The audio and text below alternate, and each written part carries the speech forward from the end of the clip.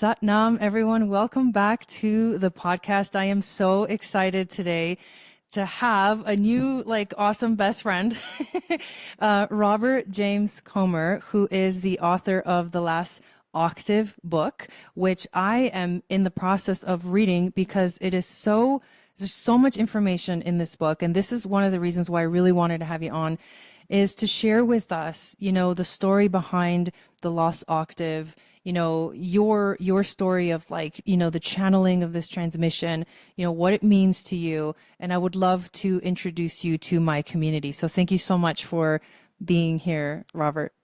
Yeah, so good. Thank you, Jai, so much for inviting me on. And I'm excited because, with your wealth of knowledge with human design and being in this field, it's so great that we'll be able to really dive deep and play into all of this.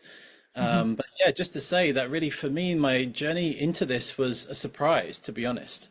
It really was something that was unexpected, especially in the realms of the I Ching and all of this astrology. That wasn't really what I was working on. And so I was working on my own modality, which was connected more to color. So I'm actually a colorologist.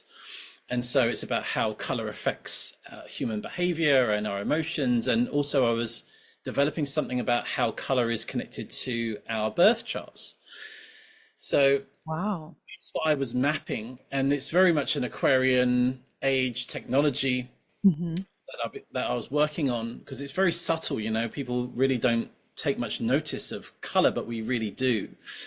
And so that's really what I started working on. And then in Lionsgate of 2023, I just had this really weird inclination, this intuition, just to look at Ra's wheel. And Hmm. so I kind of knew a bit about human design, but I didn't study it. I didn't really, I just sort of liked it because it seemed beautiful with the gates, with mixed in with the astrology. It was like a refreshing way to look at charts, I felt. And so I kind of knew a bit about astrology, but it wasn't really my main passion. And so as I just looked at this chart, and I had no idea why I was looking at the chart, but the energy was just flowing in. I was like, I must look at this chart. And so as I looked at the chart, it was almost like it just became like 3D. It just came out the Wow. page. And so as I was looking at it, I was sort of looking around it and through it and seeing it multidimensionally. And then all of a sudden I could see that there was this inner part of the wheel. And so essentially I was looking at it in 4D. And so when you look at something in 4D from 3D, you essentially see the core within the thing. So in 3D, we may see the box. In 4D, you see the box within the box. And so all of a sudden I was like, is there something in here that nobody's spoken of, that nobody's shared? And I was like, wow, like, is there a secret inside the I Ching all along? And so that's what began my entire journey of this process. And then from there, it was just a whole week's worth of just cascading information. I just couldn't stop writing. And then this word or this phrase came, this is the Lost Octave, and Mm. it's going to be a book. And yeah, I'd never written a book before in my life. And so this is really the entire beginning of this whole process for me. Oh, I love that. And I love that it wasn't your background in like the astrology, the jinkies, or the human design that was the initiation for you. I've been studying these, three systems for a few years now. And I mean, I love what the foundation that they have given me, but it's also true that when you're in it, it's hard to be outside of it at the same time. And so you came in with this perspective that was already outside of it. It's almost like Zen mind, beginner's mind kind of a thing. And I think that may have been the activation of being able to see beyond it, to have the vision. So, wow, that's amazing. And I'm curious as to what is, your background coming, up to this point. How did you get to the whole, what was it about the colors? How did you get into the colors, and the study of that? Yeah, so beautiful question. I in my sort of spontaneous, I would say, awakening, which is kind of funny because it involved yoga. And, I remember I was very much doing my normal job. I had no interest in any of this stuff. And when I went to a yoga class, my first ever yoga class that I kind of went reluctantly to, and which is I find just completely hilarious now considering what I do. And so when I shut my eyes during the day in this space, I found myself in the universe. Mm. And I think ever since I was a child, I was very much a dreamer, very much in the other realms all the time. I mean, I'm a Pisces, so it was very much, everything was very multidimensional. Everything was very sort of, like it's like wearing those 3D glasses, right? Everything has other dimensions. And so but I didn't understand that at all in my younger years. And so when I discovered this, I could be in the universe when I shut my eyes. Then I just had this sort of obsession to every day shut my eyes, and unbeknown to me, I'm basically doing meditation. Mhm. So, but this was never, I didn't have a teacher, I didn't have any sort of guidance for this. It was just an internal compass of, wow, like what can I explore? What can I do? I just felt amazing after this. And so then after that, I thought, well, how can I work with this? And I started to see people's auras and their energy and their chakra systems. And like, I had no idea what was happening, but it was as if my eyes just attuned to another space. And so I really went deep into everything I could, every course I could do, every study I could do about the energy system. And then I would practice it on myself. So people would say like, oh, there's a chakra here, but then I wouldn't just take their word for it. I just wanted to go all the way through it, explore it, tinker around with it, and and find my own way. And so after many, many years of doing that, I developed my own energy healing system, Wow. doing like remotely and helping people around the world. And so you become sort of very highly attuned to obviously energy and the flow of energy. And then that's really where it morphed into esoteric studies, and I deepened into the lineage of tantra and geometry and sound. And so I just was like almost very polymath in my way. Hmm. And what I found was difficult was that they were very specialist in a niche. Hmm. But to me, it felt like that because everything links to everything else, it didn't feel like it aligned to just study one path, because it's like, well, that path is connected to that language connects to this shape connects to that sound. And so for me, it was like, okay, there is no teacher for me other than my higher self and just my exploration. And so I think because I studied so much, I mean, I just went for it, and I drew, and I worked with these things and worked with energy every day. And so then, as I say, when I looked at something like the wheel, I'm approaching it from a completely different view, like you're saying, in a way unconditioned. And Hmm. so as this, if you imagine the wheel as you see it in 2D, imagine that being a sphere. That's what it was like for me. It was like being a sphere that I could just turn and look and see, and so that was it. And so that's really how the process started. That's amazing. Everything you're saying, I'm like visualizing in my mind. I'm very, very visual, very clairvoyant. And it feels like I had this experience. You're reminding me of this now when I was learning and studying with Matias de Stefano. He had this ball, like this sphere, it was like a glass ball or a glass crystal, and inside of it, he had etched it was etched the flower of life, but as the form of a sphere, not like a 2D, but like a 3D. And so all the links connected like a web. And I remember him talking about like, this is like the Akashic web. This is the whole universe right here. And you can think of, geometry as these like shapes, but they're like Russian dolls that in the end, the last shape you get is the sphere. So I love that you had this sort of multi-dimensional experience through your eyes of the universe and the understanding of the universe. So, wow, that's amazing. Yeah, and I think for me, I'm naturally very sort of galactic or multidimensional in my view. And being an artist, I think you're always trying to view things from different angles and inside and outside, and you're trying to find different perspectives. And that's why I loved geometry so much. And then that's really what switched on for me, interesting enough, all of the mathematics.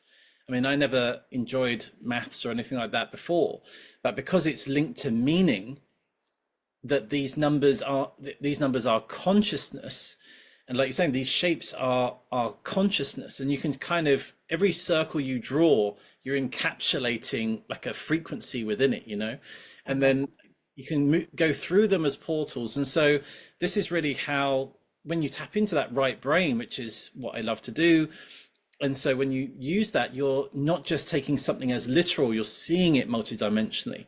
And so when I apply myself to something like astrology, then all of a sudden I was seeing astrology as a 4D construct, and when I speak about 4D, it's like, well, most people know that as the idea of time. Mm-hmm. And I always say to people, like, we're already time travelers, because as you think of a memory in the past, you're already there, you're already back there, you're hearing the music, you're eating the food, you're laughing with your friends. It's like you can place yourself right there, right now, and you haven't even moved. And then the same thing in the future, when you tap into your oracular wisdom, and people that have been using like the law of manifestation or the law of assumption, where you picture yourself in the future, living the life that you want to live. Like, we're now doing this automatically as a collective, and yet this is the most natural. So we are in that fourth dimensional experience all the time. It's not like a transcendental thing where you leave your body. It's like literally right here, exactly where you're sitting. So when we apply this to astrology, we can go back in time in that precession of the equinox, which we are, and then we are also going forwards in the procession. And so again, we're working both at the same time in our presence. So when we apply this to astrology, now it becomes super interesting, because we can understand like where we've been, where we're going, and what is happening right now. Mm-hmm. Yeah, it's amazing. And I remember this sort of concept being introduced by Robert Grant, or at least when I first heard of it, the whole aspect of procession and procession. And I did a podcast with him to try to understand what was it that he meant in terms of like, we're living both at the same time in the astrology. And it's this fascinating concept, like, that we are essentially, we are not bound by, especially in the realm of the mind. To me, I think of like the laws of the universe, right? Like the all is mind, and we have this consciousness. And because we're conscious beings, we can travel dimensions, because the mind can move beyond. Like so many stories that I've read about like near death experiences or death experiences, and then people come back. The one thing that doesn't go away is their thinking, their consciousness. So it's like the one thing that just permeates through everything. And so that's why it's like timeless.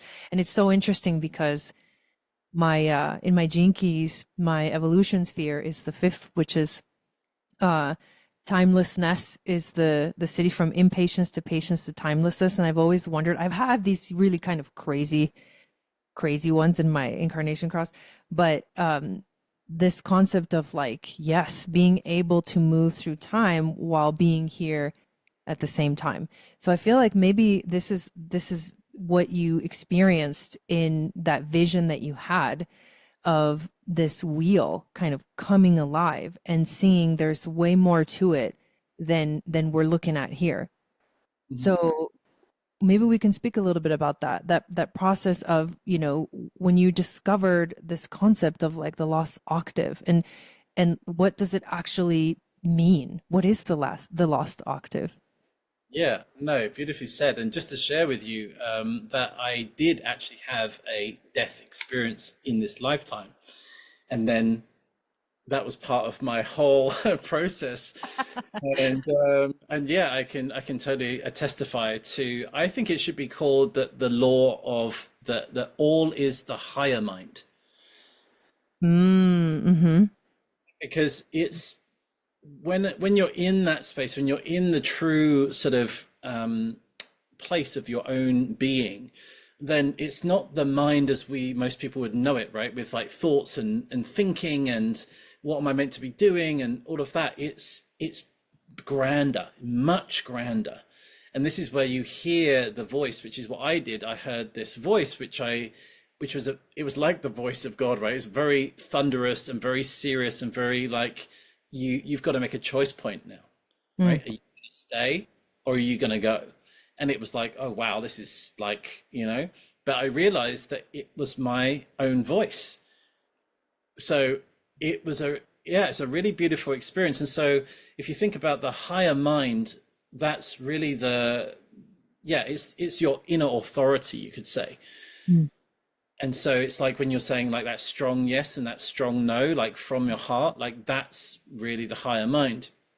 Yeah. But as we move into, so what I found with this, so when I looked at the wheel of 64 hexagrams, although that is connected to a square, when you make it in 3D, the 8x8 makes into the square and by 8. So although that's connected to geometry, it wasn't connected to time. So when we think about, I've discovered that the threshold of the third dimension is based on 60. So in the Fibonacci ratio, every 60 repeated numbers, it cycles back to exactly the same point. There are 60 seconds in a minute and 60 minutes in an hour. So this 60, and obviously we have the 360 degrees of the circle. This 60 is the tolerance of the third dimension. We have to go up into the next dimension to move past the threshold, which is kind of interesting, right? When we look at where the actual Stargate is in that Capricorn, ruled by Saturn, ruled by Father Time. And so it's all linked in there. And so this is what happened with me, that I thought, well, if I placed 60 hexagrams around the wheel, around the outside, to connect it to time, well, that would leave me with 4 hexagrams left. Oh my God. And those 4 hexagrams are all consecutive numbers, right? So the 61 is paired with the 62, 63 is paired with the 64. So I thought, this is interesting that it happens to work out like that after 60, they're sequential. Yes. So then I placed, like you would do in the medicine circle, I placed the 4 extras in the middle to make like the 4 directions. Well, as I did this, I then thought, well, there's 12 constellations, you could say in typical astrology, 12 constellations. So then as I did the 12 constellations, there was 8 missing points in the middle. Oh my God. And that's when it clicked to me, an octave. And so from really, you could say that from 61 to 72 is the chromatic octave of 12 stargates. But in terms of a normal octave, it's 8.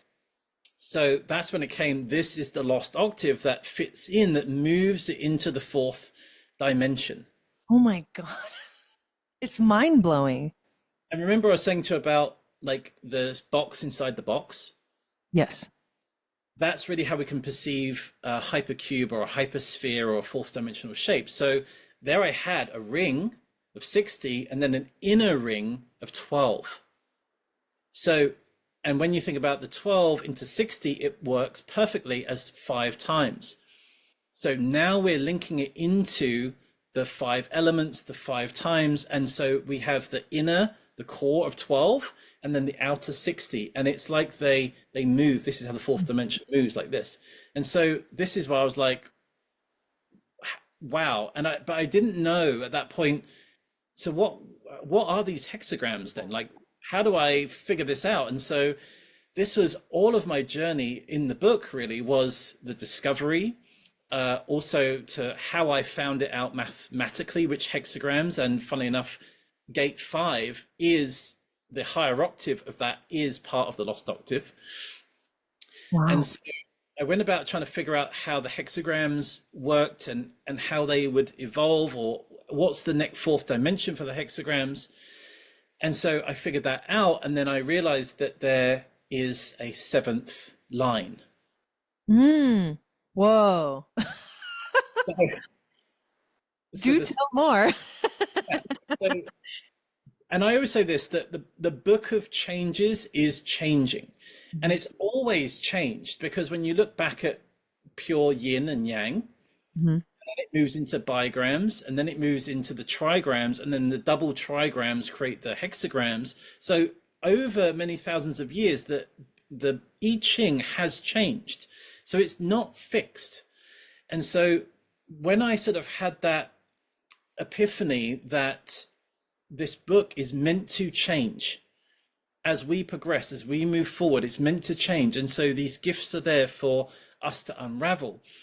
And there was this one part of it that was just really beautiful, was that in hexagram 1, I managed to find in a really old ancient I Ching book. I mean, I really went deep into researching as what I could find. And in hexagram 1, originally there was 7 lines. No. Yeah.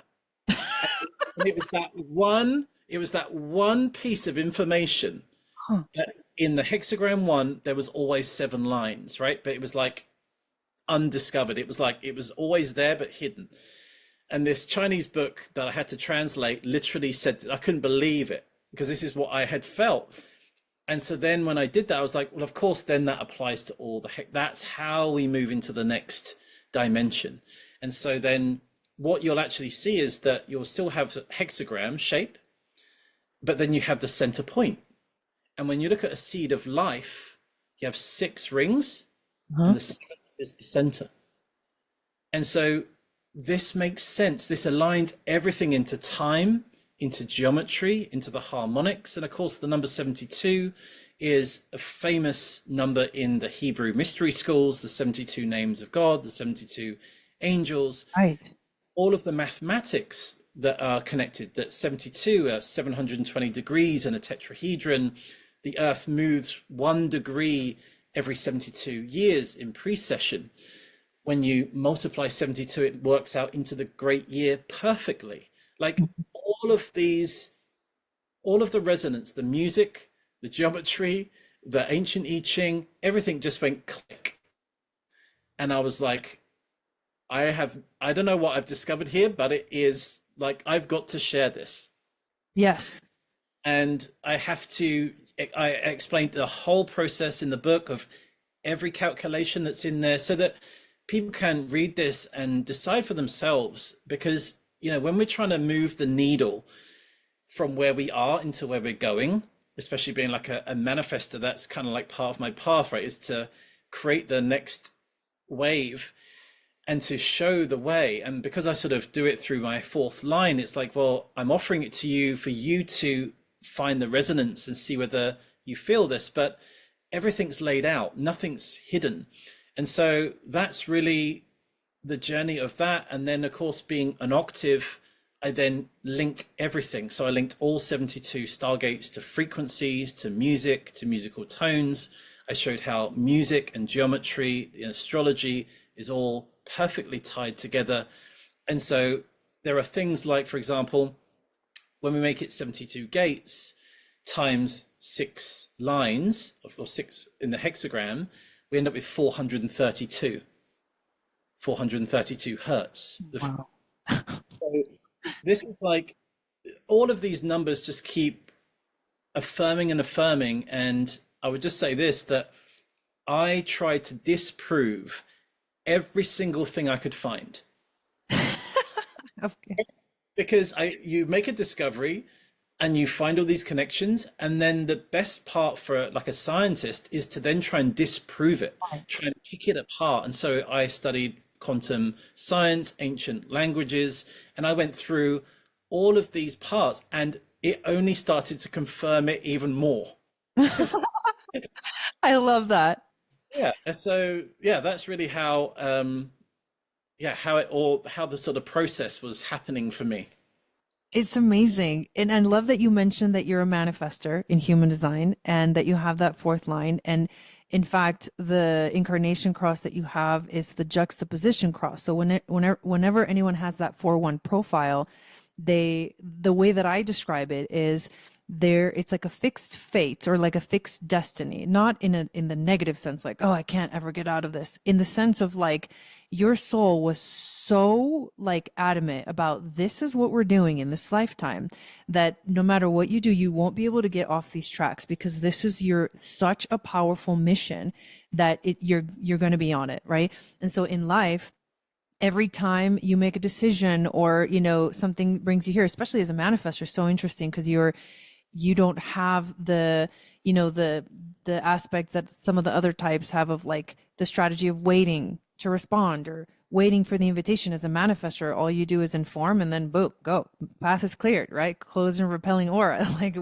it's all like your design is so perfectly designed, right, to be on the path. And so if you ever veer off the tracks, life will just throw you back on the tracks. So these people experience more of like, whoa, okay, I guess I was on the right path all along, instead of like the more kind of all over the place existence, for example, of like the right angle cross, which I have, which is more of like an adventure, and you're exploring a little more, and it's more of like it has a little bit of freedom in terms of like you can create new karma if you want to, you can heal past life karma if you choose to, but you don't have to. But with you, it was like I keep feeling it's very clear what you came here to do, and I love that you brought that up. Also, the one line is the investigator, and also the creator in the Gene Keys. And this line is you're describing, it's like, I gotta know how it works, I need to go underneath the surface, I need to discover all the little details about it.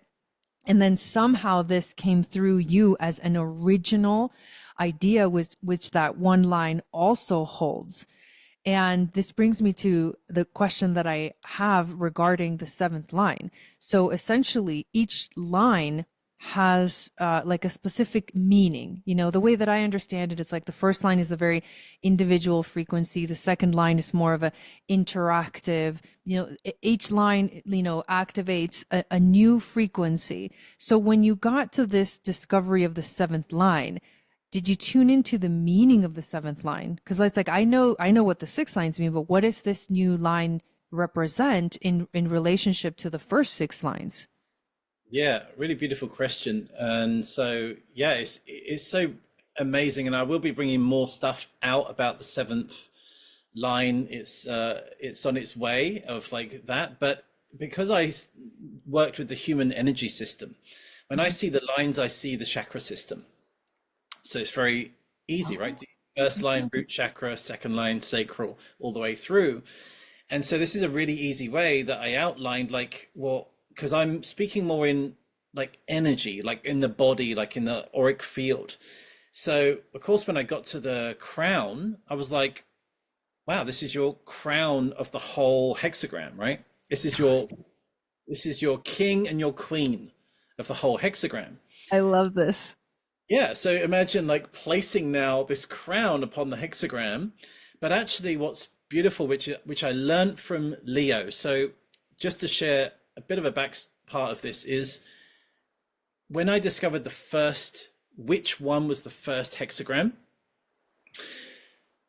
it just came to me, well, what are we in now? Like, where am I sitting? Like, what's the hexagram we're in? And we were in hexagram 7.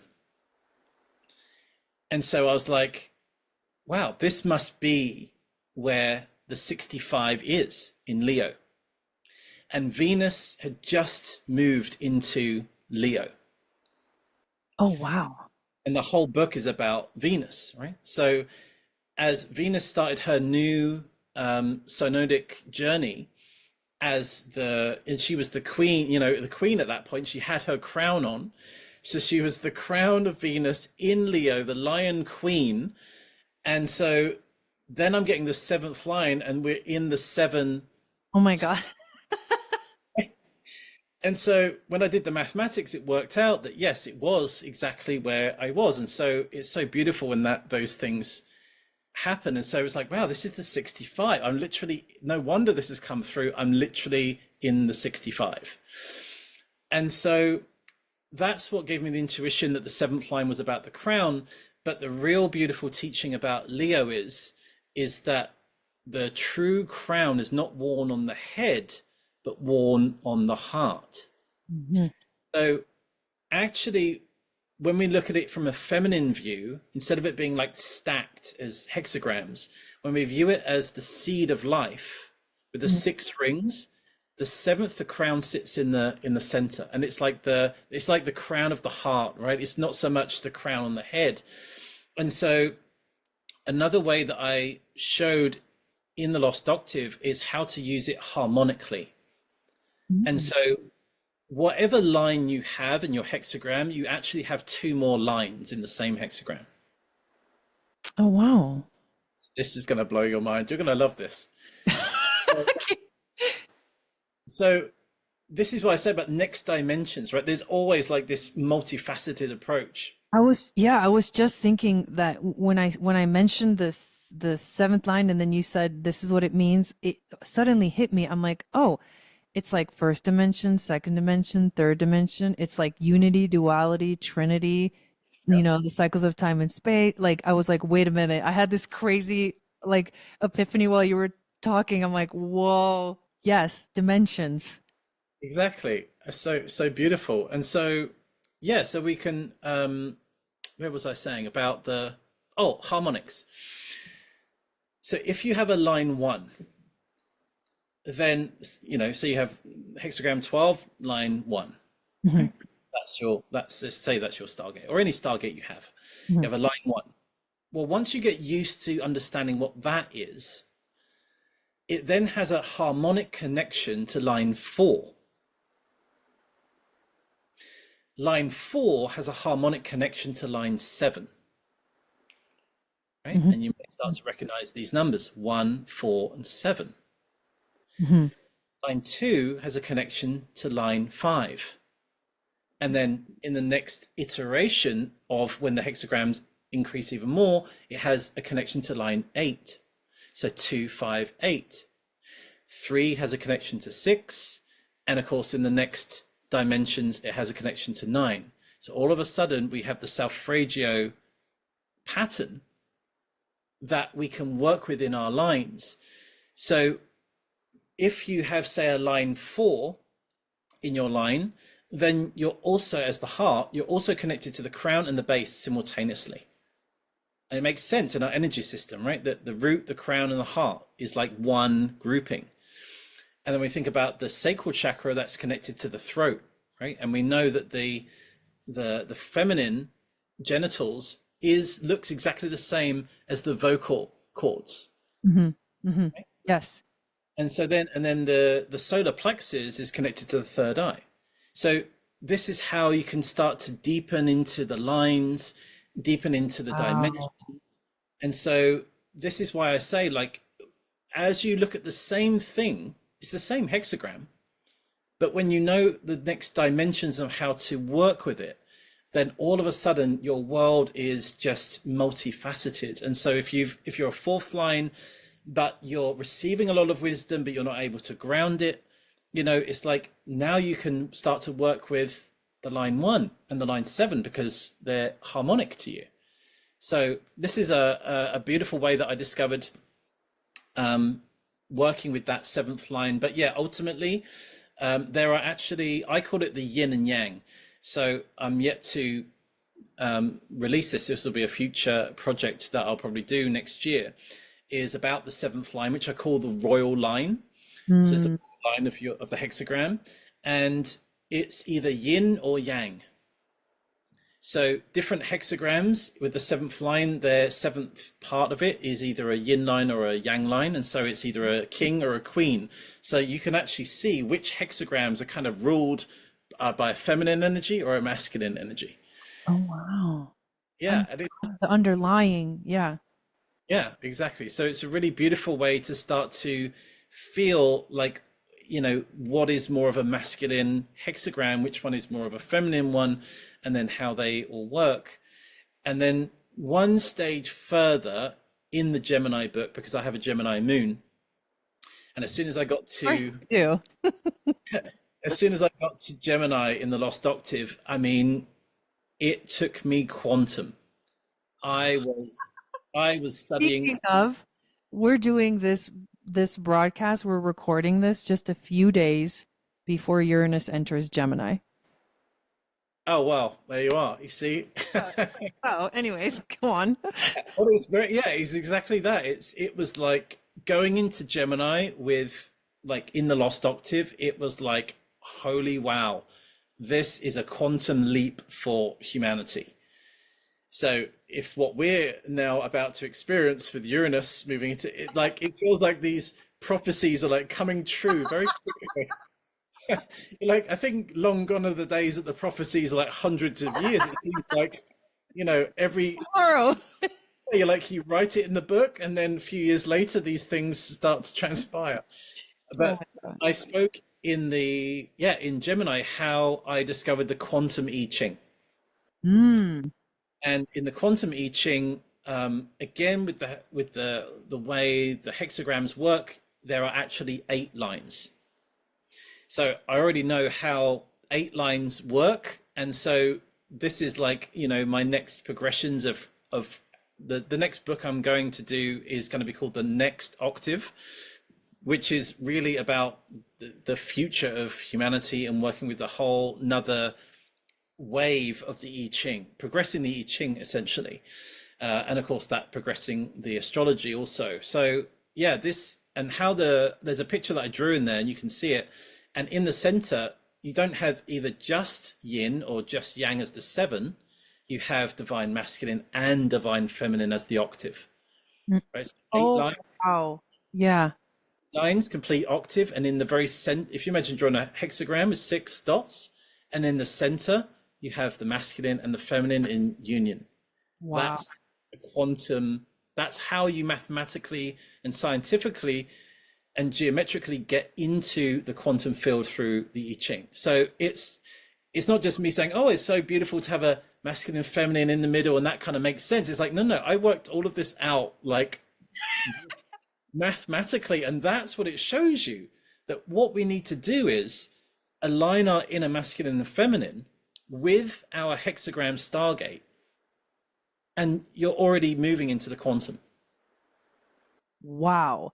So everything that you're sharing, all of this whole transmission is basically literally a transmission of the future, almost like it's information that's like coming from the future. The other thing I'm sensing, it's like it's here because it's time to see it. You know how like we were talking about how some people missed, that there was some misinformation that is now coming to light, that it was always there, right? That's the thing. It's like this was always there, but our awareness hadn't yet reached maybe a point of being ready to receive the information. So all this tells me, this is all like confirmation for me. It's like, we talk about the Aquarian age, the moving into, in human design, they talk a lot about 2027, and that's a big year, and that we're going into the cross of the sleeping phoenix. It has a lot to do with the 55th gate, which I know you've been posting a lot about.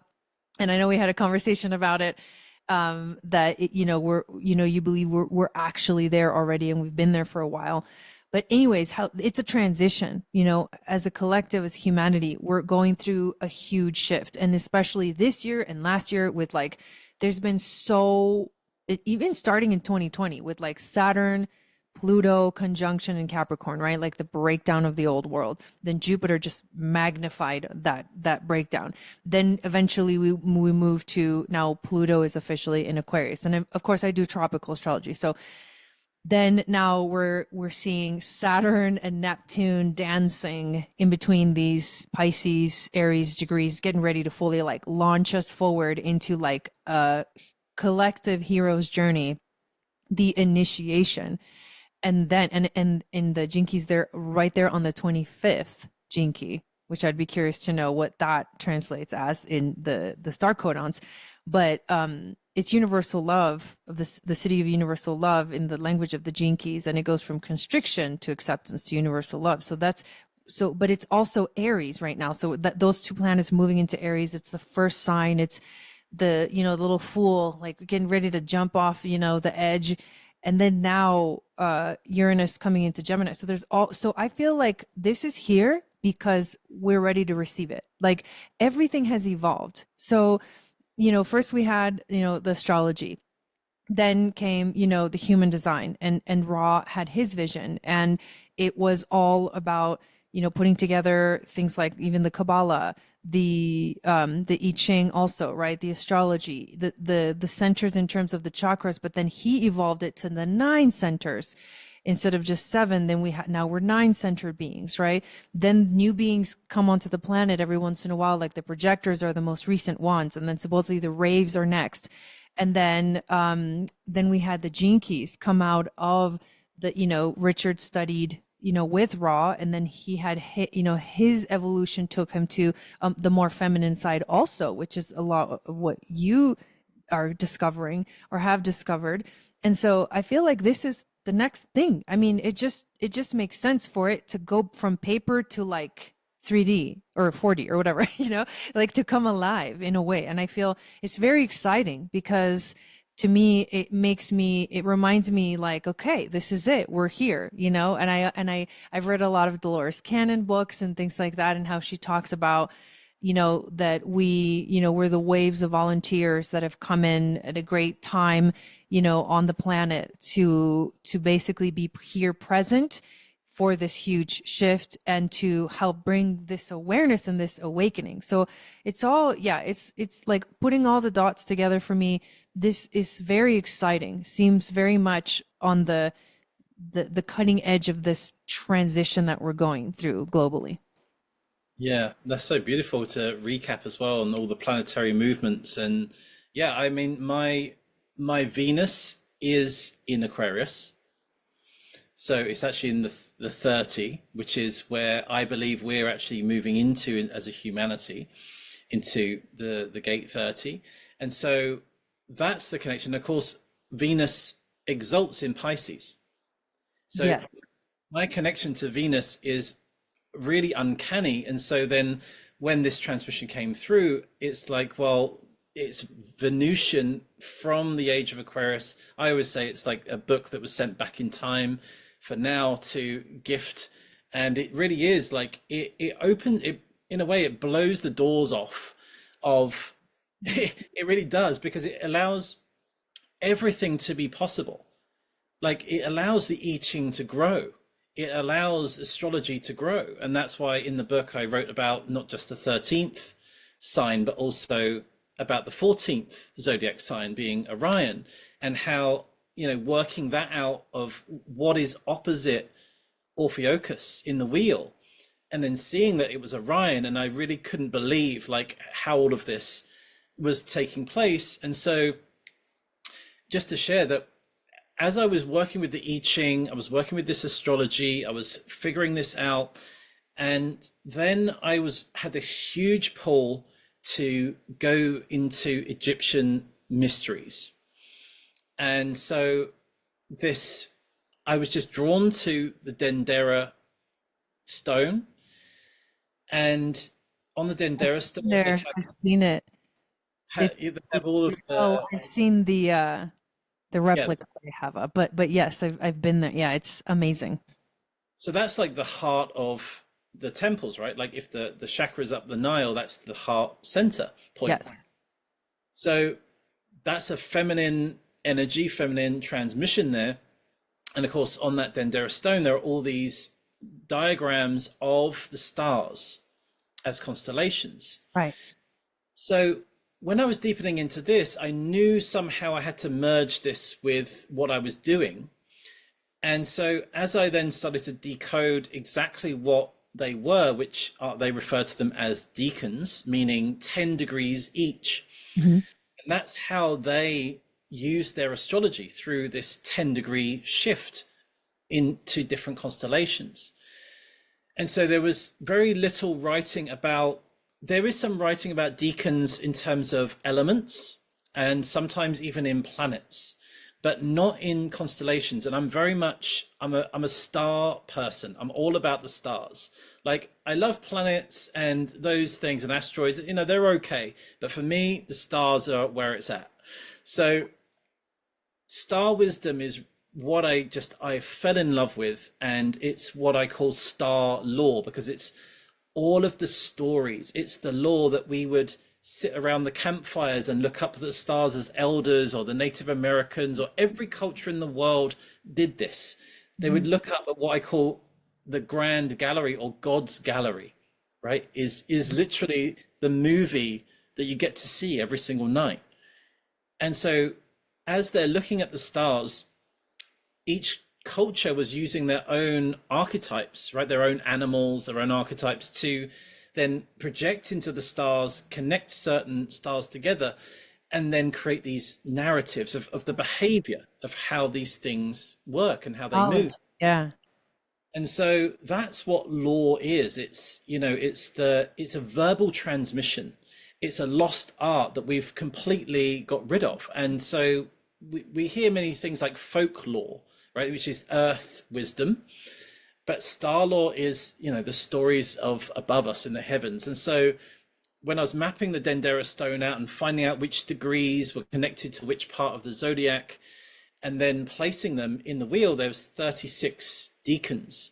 And so now all of a sudden, the star law has now been imprinted into that template that Ra created, right? And of course, now it has 72 gates rather than the 64. So this was a beautiful addition, again, to like another upgrade, iteration into the whole process of this, that not only could we know that we are Sagittarius, but we also know that we are connected to Draco the dragon, right? Which is part of the alignment to the Great Pyramids of Giza, for example. And so now this brings astrology into a whole bigger field.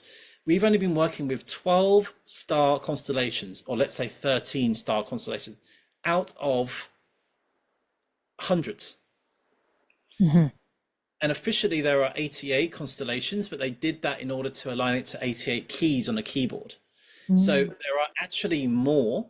And also the way in which the stars have been connected together as constellations, they changed over time. So in different ages, they were rewritten as, or redrawn as, different animals, or they were called different things. And so this is why I really tried to trace back to, as best I could, the origin stories. And as soon as I did that, then it was like looking at a storybook, and every single story in the Bible I can find in the stars.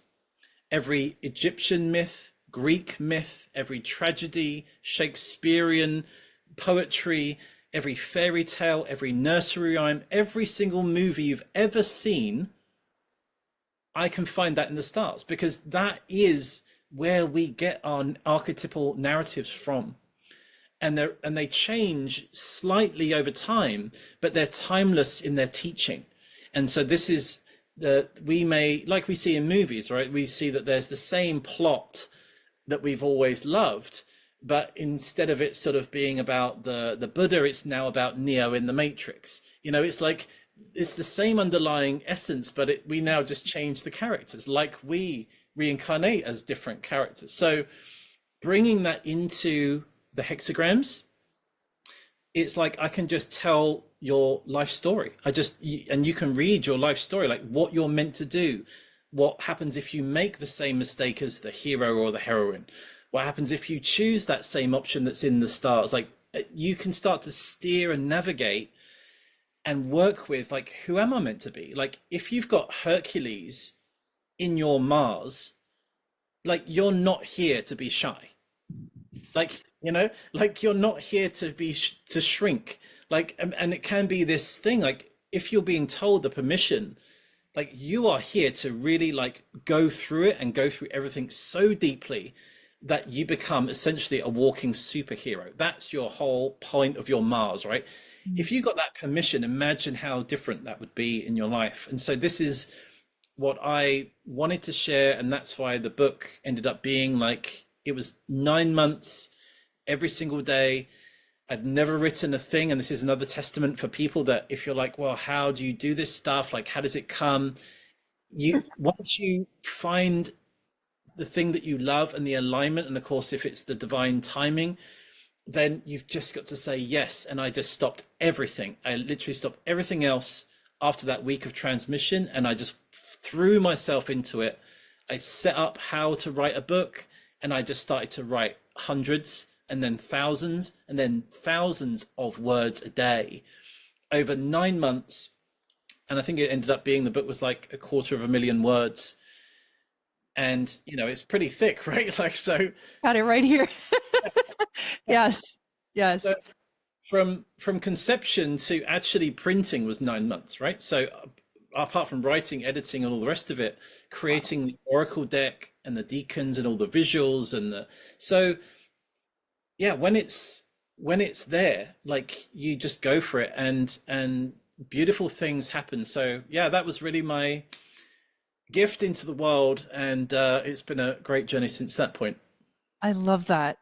And I completely agree with once you, I guess we can call it step into mission, or allow yourself the freedom to, open up to something that maybe society doesn't deem as valid or that has any value. For example, my story is that that's what I did. It's like I went down this spiritual path and I became like the black sheep, in my family personally. And then, at first everyone was super confused, but I stuck with it because the experience, the embodied experience that I was having, you could not deny, and I could trust that. I could really trust that the magic that was happening on a daily basis on a quantum level, when I finally let go and just, okay, I'm all in. And that's what happens. It becomes quantum at that point, which is so synchronistically tied to this actual transmission, which is very quantum, right? The way that it happened, what it is, all of this. I have such my curious Gemini mind. I have such a question about the process of connecting the hexagrams or the star codons to the constellations. So that process of the deacons. So, because as my understanding of the stars, you have the ecliptic, right? And you have the constellations, the 12, and then Ophiuchus' foot dips a little bit into the ecliptic, right? So that's why it's the hidden sign, the 13th sign. I know on the other side exactly is Orion, which is one of the most well-known, it's the most well-known constellations throughout, like, literally all of time. So these other constellations that make up part of the deacons, are they also on the ecliptic? And then also the other question is, how did you make did you ever look at like the astrology wheel in terms of like the degrees? Was it more of a like a sidereal analysis? I just have a question about that process. Yeah, no, it's so beautiful. And this is what I love about, because you know so much, you can go into the real details, which is so great for me, being a line one, right? Is to unpack, like, how did this all happen? So, yeah, there's a technicality you could say that. So, on the ecliptic, all the constellations that are on the ecliptic, that is why that is called the zodiac. So, all the other constellations aren't technically the zodiac because it's only the ones that the sun goes through, right? The ecliptic line. So that's the kind of technical point. And so the other constellations aren't on the ecliptic, but you can still divide them into the degrees and link them into the different astrological sort of signs. So every zodiac sign has 3 deacons within it. So, and each of those are 10 degrees each, which makes up the 30 degrees. So yeah, it was very much, using tropical, because when you use sidereal, or if you use constellational degrees, like varying degrees, it become very difficult, very messy. I mean, I think astrology is still even trying to figure out actually like what are the actual degrees, because there's so many different reference points you could make. And so I wanted it to complement what people know already, right? Like, let's just keep it as it is. And then once we have the basis foundation, like, the next work that I'll be doing will be talking about how we develop, but we have to sort of start with, okay, there's 12 signs, 30 degrees. Let's just get used to the deacons first, and then we can like progress into like all the movements and it's like we also are learning this as a collective, like how this works. And nobody that I saw was working with star law or the deacons in the same way, and they hadn't brought out like how to place them into the wheel. So it was like, well, let's just regain this Egyptian Atlantean wisdom for a minute and just get used to what this means. And so this is why it's really beautiful for me, is that if we say about this is why I think that astrology, when we speak in so general, right, when people say like, oh, you're an Aries, then that's why I think that people don't resonate with astrology, because they're like, there's so much nuance, as you know, between like the first 10 degrees and Right. the last 10 degrees. And Right. that's why I loved the hexagrams being linked, because it pulls it into a closer connection. So those three deacons are so different, so different. And so, for example, you're speaking about the 25.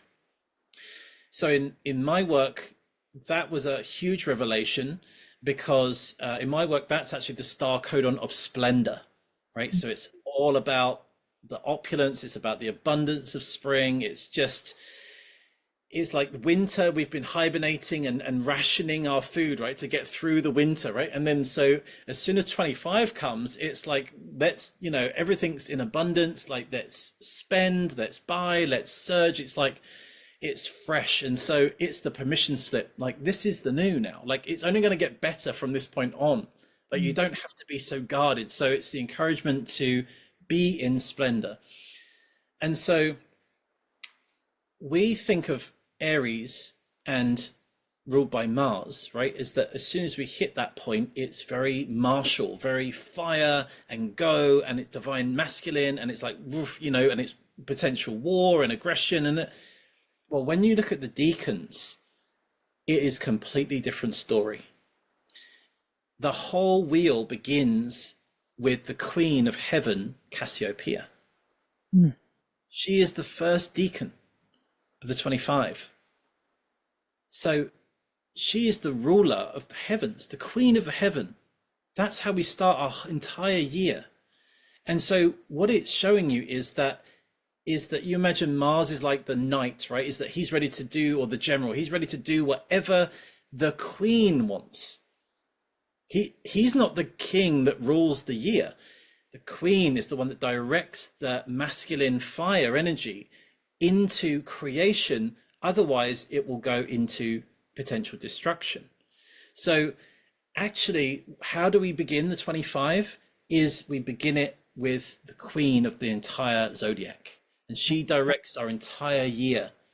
And when we align to that with the masculine fire, then all of a sudden we create success at the very beginning of the year.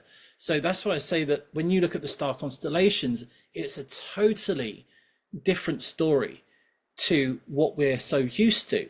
And this is why I'm so passionate about sharing this and bringing this out, because what you thought, or if you never felt that it seemed to align with you, there was something disharmonic in this understanding, when you move into the other constellations, then this is what's going to give you that moment of like, this feels right. And now we're with 36 star constellations, or including the 12, we have the 48, and then we have 49 with the 13th, and then 50 with the 14th. So you're essentially taking the actual constellations that are kind of found right around the same sort of the areas of each of these, I guess, wider constellations. For example, Aries, right? Split. There's 3 different constellations in the sky around that area that are now added to the wheel, basically. Yeah, exactly that. Yeah. So you'll see that there are and the thing is, because obviously stars, they overlap, and then Yeah, exactly. so you, like anything, you have to kind of create lines, right, to create sort of a structure. And we can do away with the structure once we understand the structure. Like, then it's like I always say to people, like when you learn to drive, very like this, and check your mirrors. You watch a racing driver drive, he breaks every single rule going, but he's a racing driver, right? He's a professional. So learn to drive, learn the basics, and then you can throw the whole thing out and then look and see the nuances. But yeah, in the same, when you map out the whole sky, which I did, in the same degrees, you'll see that there are other constellations in that slice of pie. Right. So if you imagine like from the center point out, as it goes out, like it kind of creates that 30 degrees, and then you'll see constellations in there, and then that's how you know exactly where to map them in 10 degrees. And of course, Dendera stone in a way did this for us. This is what the Dendera stone is the deacons, but I still had to go through and chop it up into exactly how the degrees work. Wow. Wow. Yeah, no, that's incredible. I was so curious about that process for you because I started studying something that I call starseed astrology and looking into starseed markings in your chart. And that's what led me to study the actual constellations beyond the 12 or the 13, right? And it's so fascinating to actually study the actual stars and the actual constellations. There's something about it that is so magical. And I just think it's so cool you're merging both of these things together, and then with it, that's why this is it's an evolution of what we've had so far, and it's so fitting right now. And this is also part of the reason why my husband and I bought, land here in northern Arizona in the desert, the high desert, where we have the whole sky to ourselves every night. We don't even have neighbors, and that's why, because I was like, I have to be able to look up at, my Orion, and the Scorpio constellation those two are really big for me. But yes, so it's amazing what you've done, brought them together. So my next question is about, so this is the transmission is here. You're now doing a school because you're teaching about all of the different new gates or hexagrams. And the question that maybe people are starting to have now is, how can I apply this like in my own chart, or how can I kind of put this into my chart? And how, what would be your answer to that? Yeah, so beautiful. I just want to take one step back in terms of Orion, and then I'll move into that bit. Okay, I love talking about Orion. It's only because it really makes sense as I was expanding into the understanding of, because stars always work in their super partners, right, or their lovers. And so Orpheus, right? So Orpheus, I discovered that when you take the S from Orpheus, take it from the end and place it at the beginning, you end up with Sophia. Oh my God. It's actually Sophiuku, and Yuku actually means universe. So it's the universe of Sophia, or Sophia's universe. That is actually the true identity of Orpheus. So it's hidden. It's like hidden information. What I mean, he's holding the snake. Right. So the Kundalini, right? The Shakti. Yeah. Yeah. Yeah, but it's actually a female. It's actually Sophia. Wow. So that's your divine feminine, number 13. And then, of course, its opposite would be the divine masculine, being Orion. And so what I found was how to, because people say, oh, because it's out of the ecliptic, right? So as you said, Sophia or Ophiuku, it's in the ecliptic just, right? So the left foot, which happens to be the Kundalini foot, by the way. Oh, yeah, the left. Okay. Yeah. Wow. And now you're starting to see like why Kundalini and the serpent, and why he's holding. Yeah. Okay. Which is part of your astrology, which we'll get to. So that's like above the ecliptic, and then Orion is below the ecliptic. And so I then went into, well, what makes a zodiac a zodiac? Like, what makes a constellation? Like, what are there has to be, like, in astronomy, which deals more with the degrees. I went into astronomy and I was like, how do I qualify a star constellation as part of the official zodiac that goes through that ecliptic line? And so then I managed to calculate the degrees. And then from that, I could actually qualify through astronomy that Orion is indeed the 14th zodiac sign. Whoa. And what part of Orion is actually in the qualification part of it. It's Orion's right hand. And the right hand is the right hand of God. And in different traditions, such as in the Navajo, Orion was also known as the hand of God. Whoa. And so when you see that right hand up, like as he's holding, right? And so this hand has been is it up holding a spear like Archangel Michael? Is it holding like a club? Is it up? Should it be shooting the arrow? It's essentially, it's the right hand, which is the right hemisphere of the brain, or when you sit at the right hand of God's throne. And so this is the Archangel Metatron. When Enoch is Sophia, Ophiuchus. When Enoch ascended, he became Metatron, which is Orion. And Orion and Metatron sit at the right hand of God's throne. That's in the angelic biblical texts. So it's basically our movement into the right brain. That's what this right hand represents. So that's been cut out of our zodiac all this time. Is this balance of the feminine kundalini linked with the right hemisphere of the brain. Wow. Yeah, that's wild. I don't really have words for that. Yeah. So that was part of the Lost Octave, that I validated this and really wanted to find the crux of, like, That's in the book? You talk Yeah. about this in the book? Okay. All right. I can't wait. Yeah. Yeah. And so, of course, that was when at the same time as I was doing all of that, that's when I then met Robert Grant, and Right. The connection to Osiris. got invited to connect with him and into his sort of mathematic group that sort of just started to, lots of people in there that was sort of sharing, some very profound wisdom. And so, yeah, it was like a really interesting point. And just that's when the whole connection with him and the King's Chamber, which we'll probably speak about.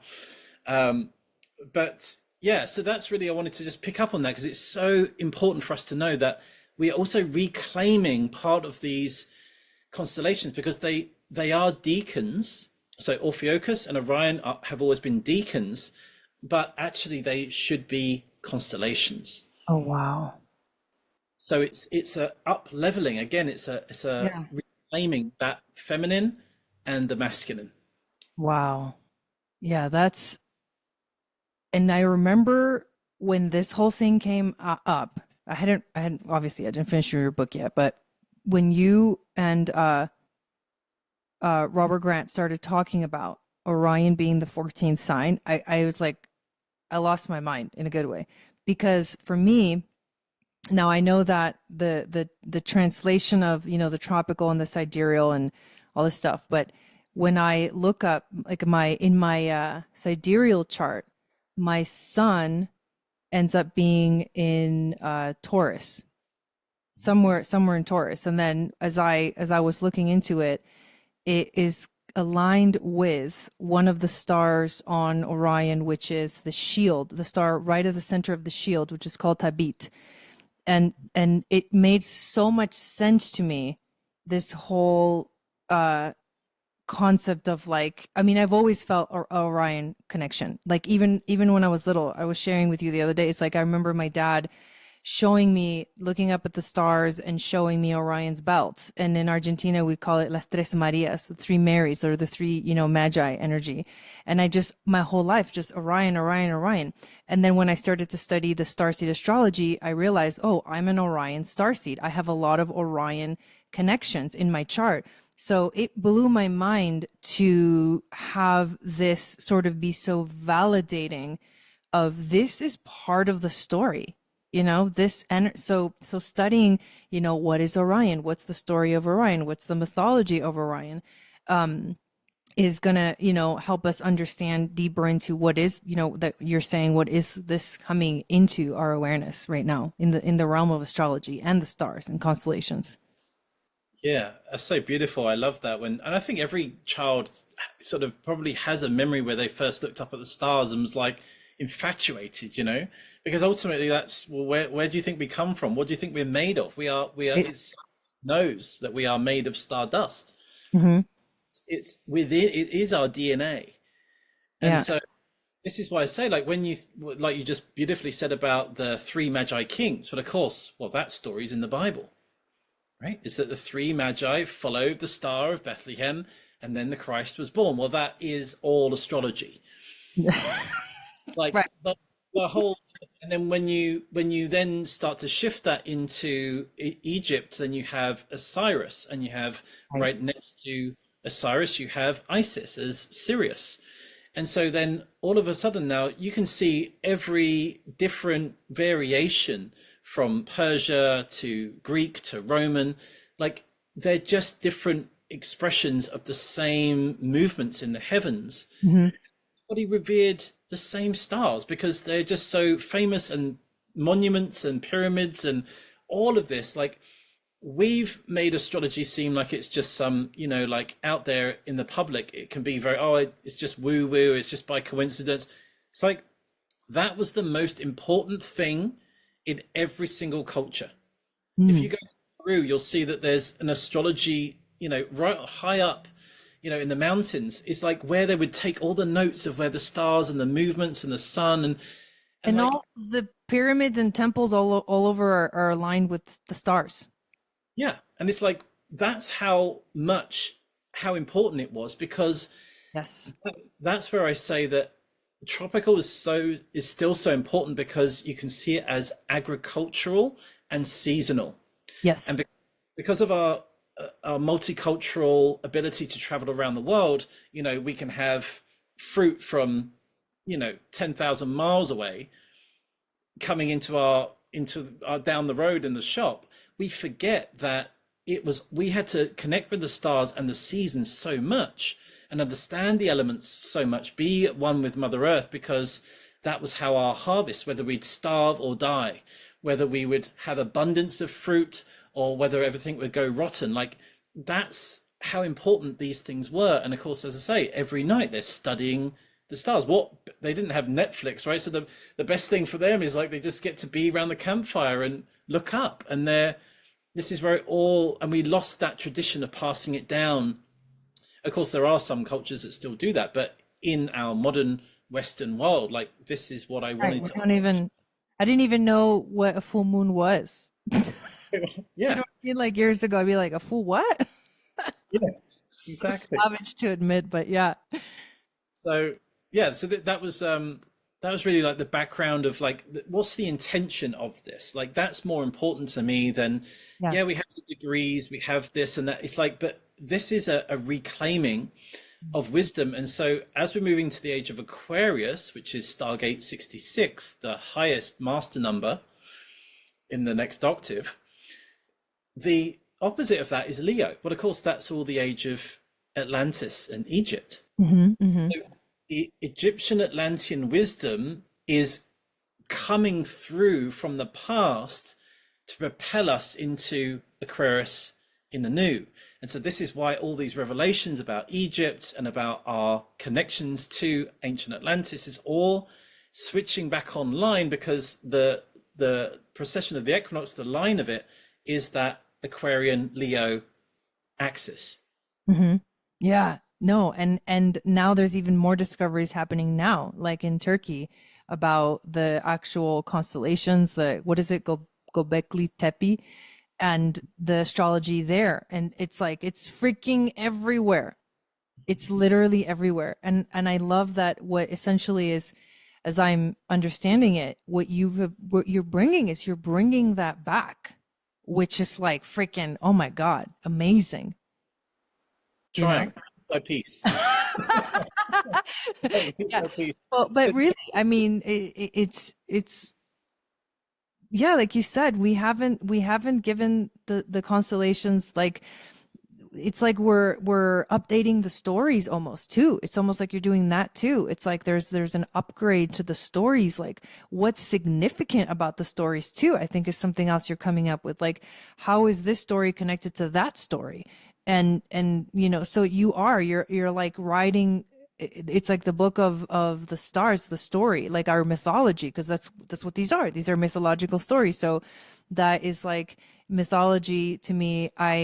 I feel like it's ways of understanding who we are and how we came to be. And like a lot of what I've learned about stars and constellations and even the astrology is that it's the story of creation, you know? And then that's why you see things like the Magi in the Bible, which talk about like the three wise men, which really it's like stars, you know, and asteroids and, you know, comets. And so it is, yeah, it's phenomenal. It's phenomenal. So, and this is why I love, you know, when because you have such a love for this and your life is this. And so when you start to live this, and that brings me into that point of like how to implement this, like Yeah. because we've had this disconnection that heaven is up there and the stars are up there.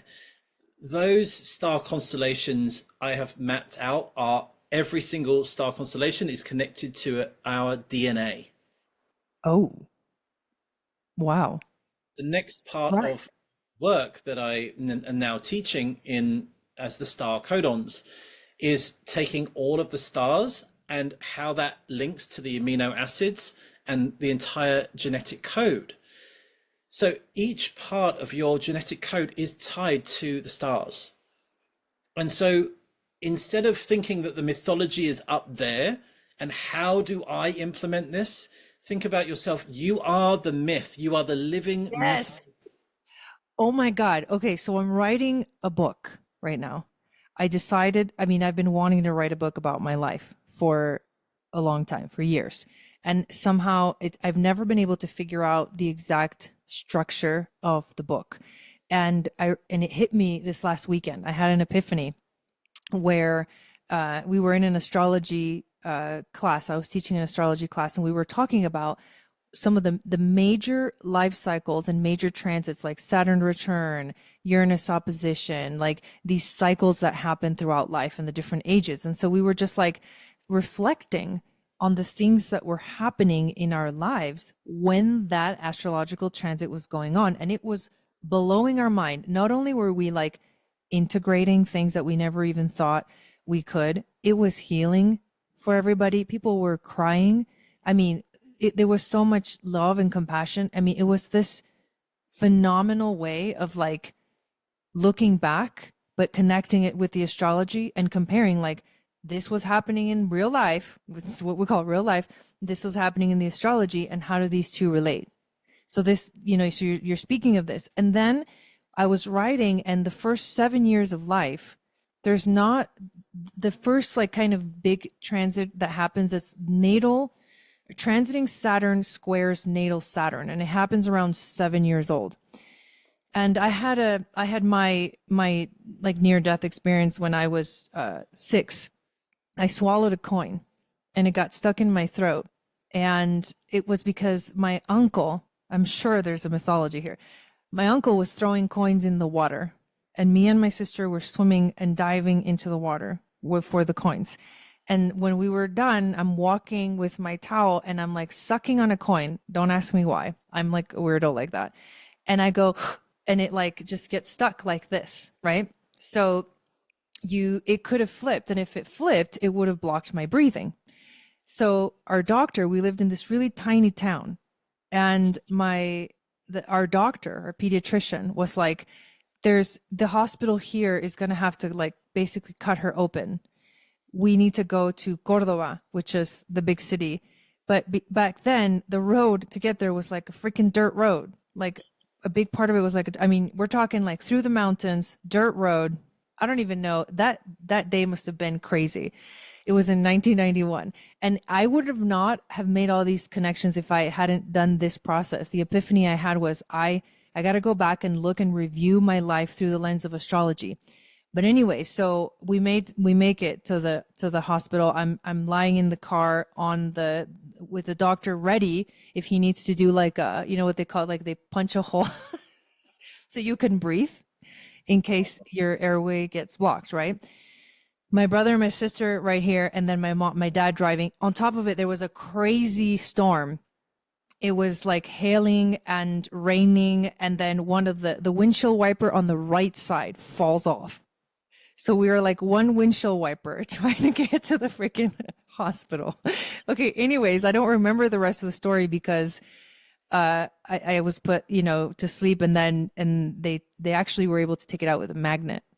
So anyways, this whole thing, the first 7 years, and actually Richard Rudd also talks about this in the Venus sequence. There's one sphere called the SQ sphere, which defines this sort of shadow and gift and city that kind of shows up, or trauma that shows up in the first 7 years, and that this becomes your myth, your like mythological story.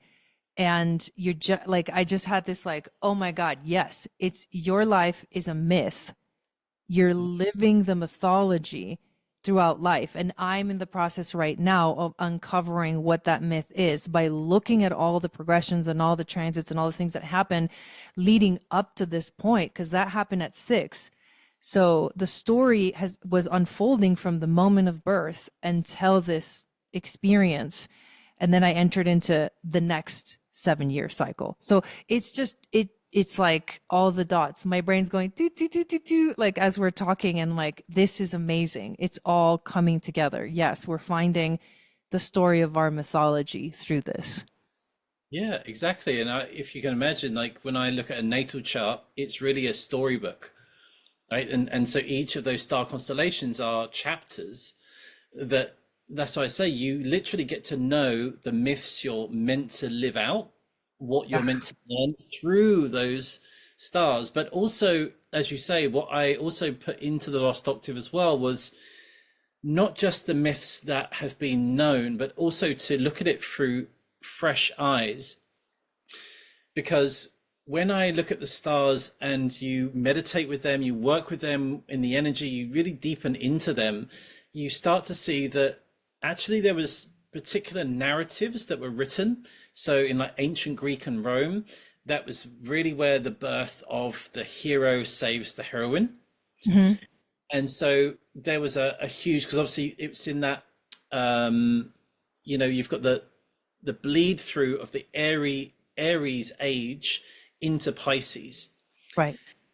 And so that Aries age, because it was that Mars energy, is all about like the hero is, he's the king of war. He's he's the king himself. He is the everything, he's the head of the spirit, head of the church. It's like, it saves the damsel. And like, that narrative has been placed upon the stars through the Greek myths, Roman myths, and things like that. And of course, when we remember our ancient Egyptian myths, there are other variations, other different understandings. And so as I was writing the book, I was also saying, well, this is what the myth is, but actually it is this. If you look at it from this perspective, and it was to bring in that feminine view, to balance our understanding, because sometimes there's a lot of fear projection, a lot of like, there's an Armageddon, there's a catastrophe,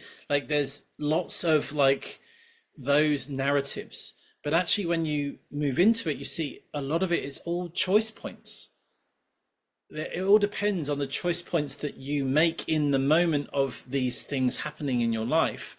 And so it puts the power back with you as being a co-creator with the stars, rather than, oh, you have this star, that means that you got to struggle for the rest of your life, like long gone Right. days of that. Because as you said about my cross, right, it's like the fixed fate in human design. Well, you could perceive that as, well, it doesn't matter what you do, like there's nothing you can do, like you're going to end up like this. So there is this, when we tap into the balance of the divine feminine, then that's when it's a support, it's a co-creation. So I did rewrite some of the narratives in there and offer suggestions as to, this is how actually it looks in the stars, giving reference to the old, but kind of trying to pull it into our living experience of the Aquarian age. And I want to add that you have a very unique what you're bringing into this. You have your sun in Pisces. It's conjunct Mercury in Pisces in your chart.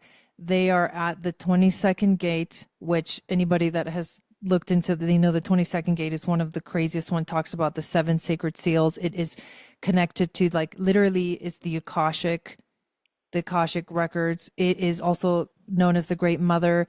It goes from dishonor to graciousness to grace. Grace is a very sacred, divine, feminine energy. Pisces also.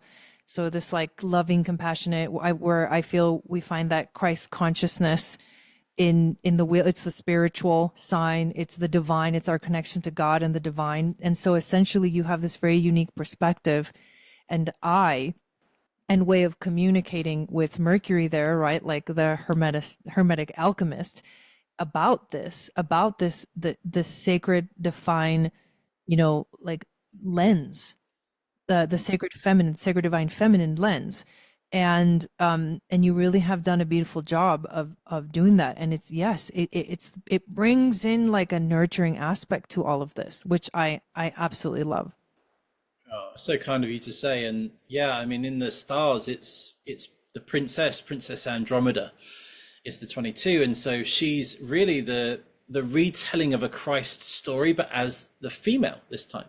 So the female that is sacrificed, for, you could say this, for the tyranny of the land to continue and for people to be in separation and arguments. Or she actually in this, which I wrote in the book, is that she actually, that's the story where you get the Game of Thrones, who is the mother of dragons, breaker of chains. That Oh, is from the Andromedan myth. oh my God. That's And it's nuts. exactly the same narrative, because although in the ancient Greek myth, Perseus comes to save her, right? That's the Right. old Yeah, yeah, yeah. patriarchal myth against the sea monster or the sea dragon. Well, when I was looking at this, I'm like, well, if she's the feminine Christ or Mary Magdalene in that terms, in the moment of her being sacrificed, what would the feminine do? What would the feminine view be of this? That actually she would realize who she is, Mm-hmm. would realize the power that she has. So Mm-hmm. therefore she would break her own chains. Mm-hmm. And instead of slaying this dragon, this water dragon, right? What would the feminine do? She would befriend the dragon and become a dragon rider. That's what the maternal feminine does. Like, why would you slay primordial Shakti of a dragon? All of that power, all of that energy. You wouldn't slay it, you would ride it. You would become so. Oh, I just got chills all over my body. So this is how the difference is, like the story of Joseph and his Technicolor Dreamcoat, right? Do you remember that story?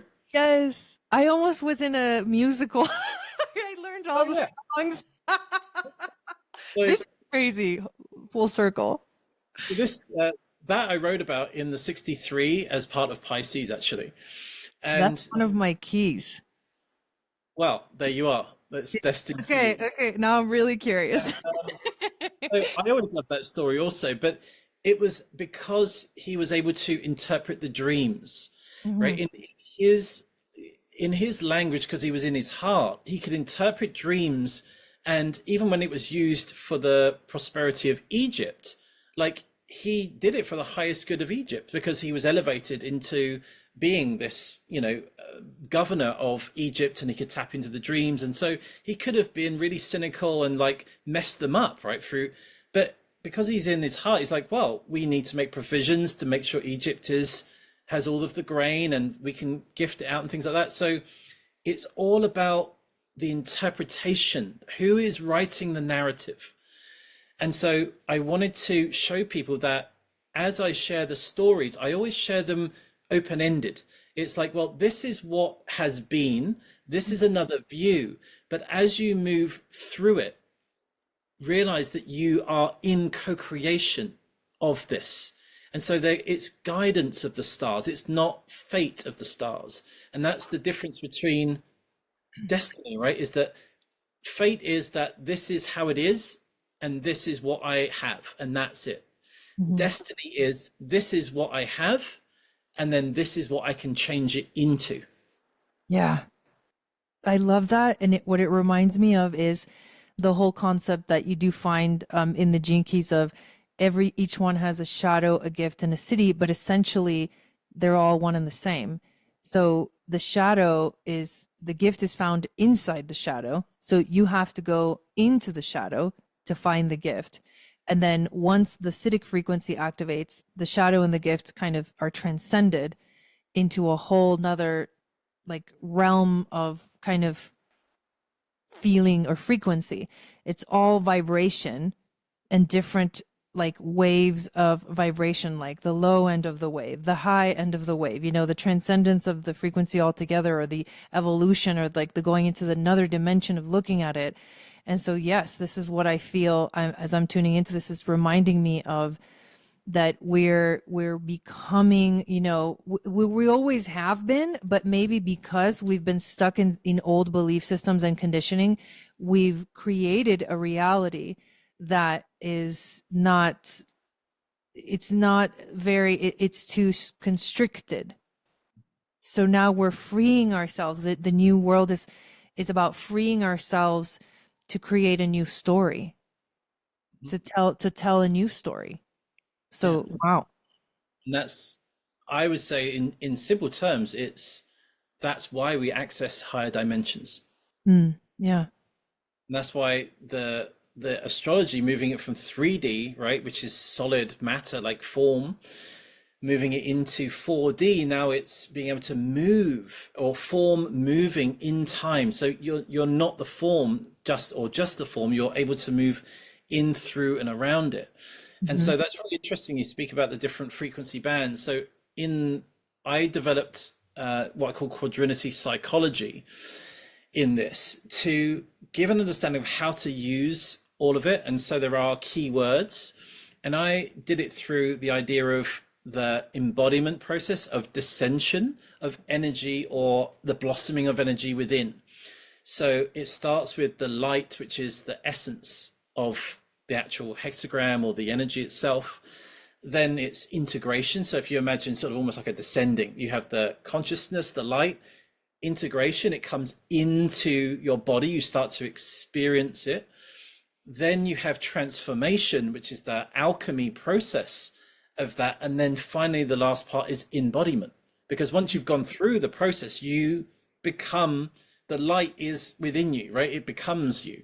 You become the walking transmission. So it's that feminine view of how to anchor, how to bring, in a way you could say, bring heaven to earth, or as I said to you before, I like to say, create heaven as earth. So that's how you can go through. It's all written there in the book of all the different frequency sort of bands and how to ground it in.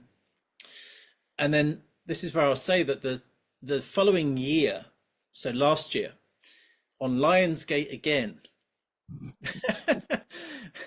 and I really wasn't expecting it at all. So the book, I was so pleased the book did so well, and it reached so many people, and it's just been, I was so grateful, and I was exhausted. I was absolutely, I was high on the energy waves, but I was so exhausted, and I just was like, I really need a break. So I had a couple of weeks just to breathe, and then, and then all of a sudden Lionsgate happened again, and then wow, like this part of the star codons, which is the second part of the Lost Octave, Mhm.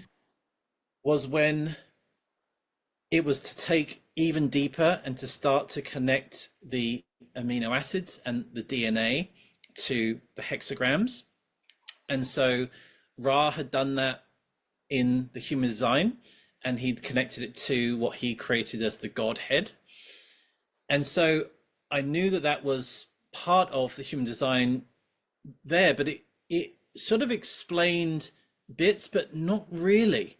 It was kind of like almost he got to that point and then he left, right? He went on to. Right. Because when I've connected to the Godhead thing, I do have there's a little bit of not dissonance, but I have yet to feel like a connection to it. And I don't know why, you know?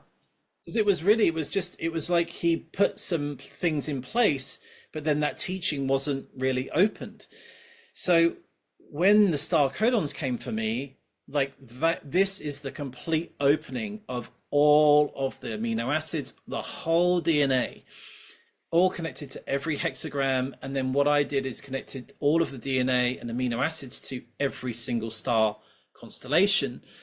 And so then I was like, wow, this was all happening again, like the second part two wave doing this. And then this epiphany happened because the amino acids and the DNA that's connected to the human design, what's been known in the systems up to this point, is based on what they call nuclear DNA. So what we classify as the two-strand DNA.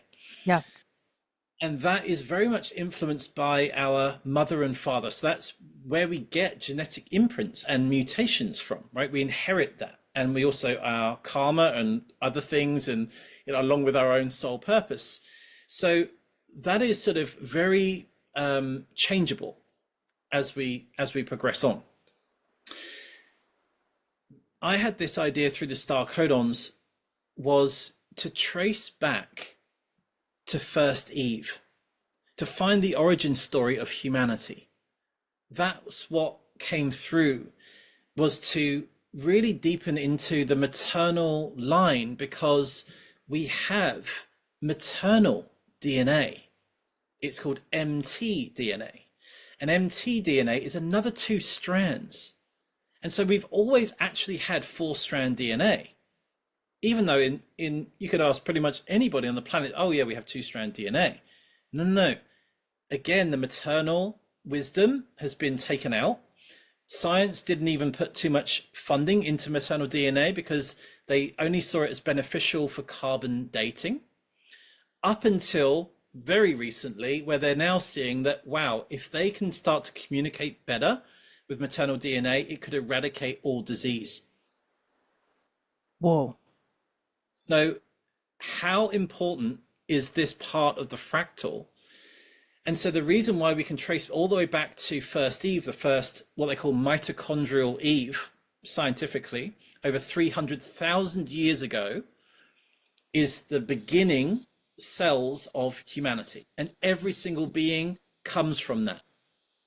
So my journey in the star codons was to trace back through the DNA, through the mother wisdom, healing the ancestral lines, going through all the grandmothers, the mothers, all the way back into first Eve. That was the journey. Wow. And so, what a beautiful transmission on part two. And the beautiful fact about it is that DNA is completely pure and undistorted from the very beginning of your own genetic family line. So the same mitochondrial DNA that's in you is in your mother, is in your grandmother, is in your great grandmother, and all the grandmothers, all the way back to the first point of your family line. It is completely undistorted. It is an unbroken chain of maternal wisdom that's flowing through you from all of your ancestors into this living moment. Oh my God. Chills again. So how beautiful. You are a direct link. And this also happens in men. Obviously, we have maternal DNA, but the difference is that women can pass it on to their daughters and their sons. And the daughters can then obviously grow up and pass it on to their daughters. And that's how it works. Once it moves into a male, the male can't pass the maternal line on. It can only pass the nuclear DNA. So it holds that feminine wisdom, right? The undistorted, unbroken golden thread. And so when we see it multidimensionally, then all timelines are open through this. And so I basically decoded, took apart the whole maternal DNA. I had to literally look at, if you've ever looked at genetic transcription, it's just a whole load of A, C, C, and Gs. And it's it's a whole thing. So I went through that whole, it was like, I always describe it as like 1,000 pieces of glass, shattered on the floor. And how to put it back together. Yeah, how to piece that back to, I mean, my line one was in my element, right? But how to piece it back and link it to the hexagrams. And so when I did that, I found that there was a difference between the amino acids in the nuclear DNA and the maternal DNA. Because you would think they would code for the same, but they don't, not Mm. always. So this is the maternal, the mother part to the masculine part. Wow. And now we can see, like, as I shared in I've put it out there as like a free resource for people to come and watch, is the whole reason about Eve is I discovered which hexagram Eve is connected to. Hmm. And that's how the whole course started for me, because I found that there was a second start codon in the DNA. Right. Because normally it's like known as the 41, Yes.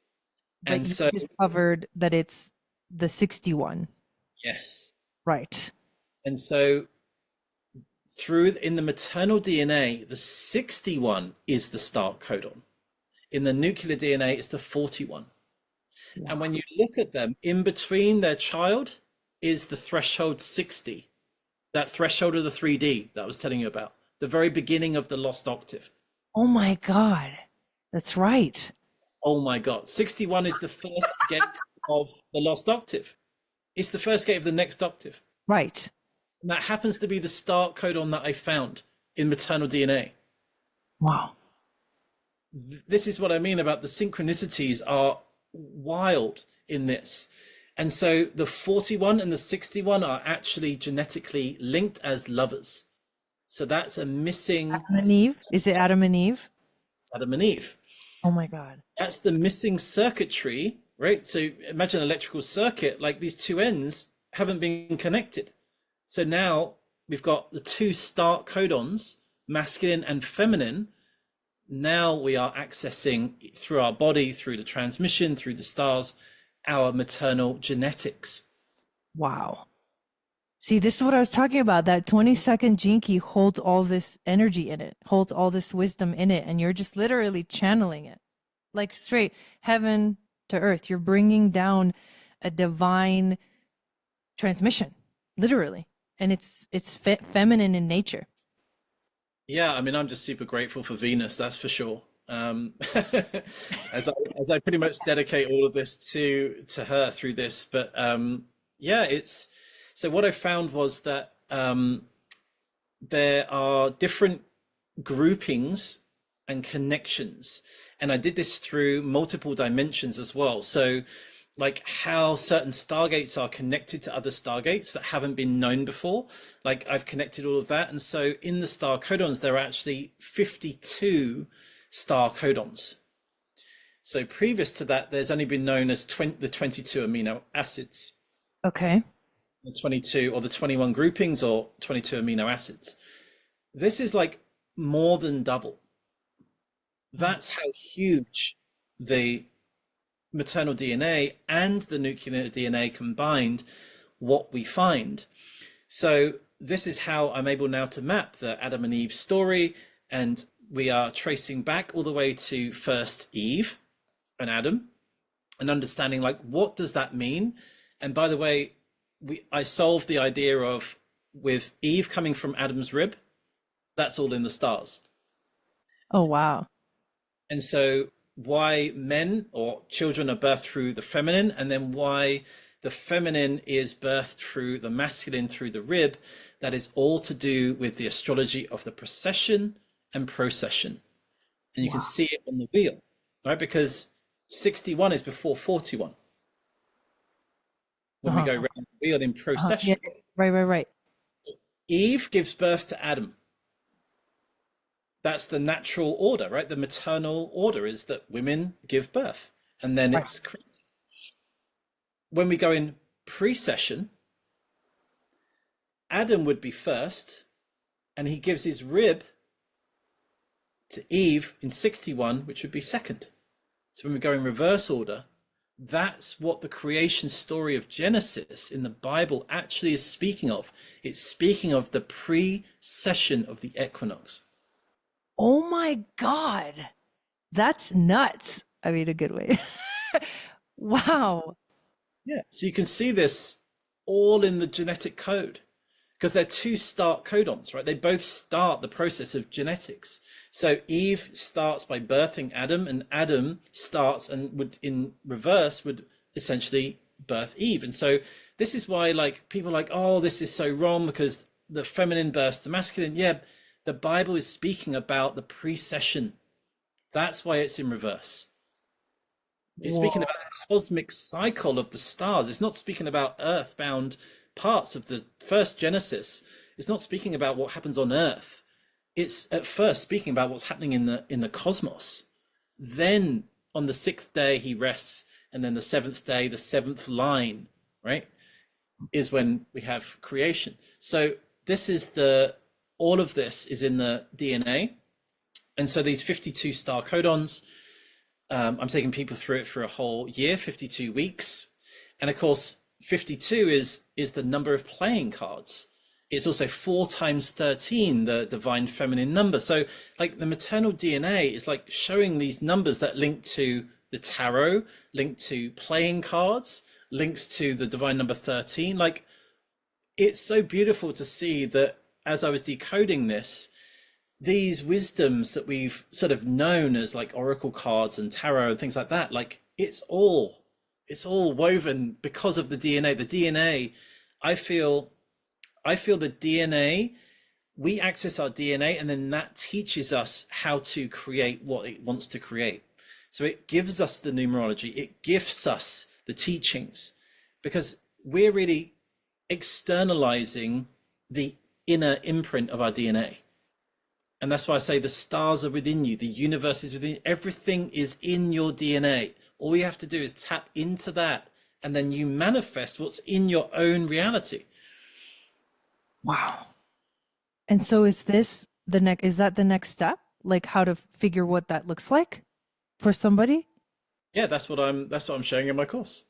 Yeah, exactly that. So to explain because each of the star codons are like, they have different archetypes. I also link like films and popular culture to them to sort of make it more relatable as well, and the myths, and then it has its own sort of transmission. And so, for example, like the 55, I explained that it's the star codon of lightning, and that's the time that we are in at the moment. It's connected to the Tower card in the tarot. Of course. So it makes sense. And so in my calculations in the astrology, which are different to Ra's, and of course there's 72 gates, which is different again. Mm-hmm.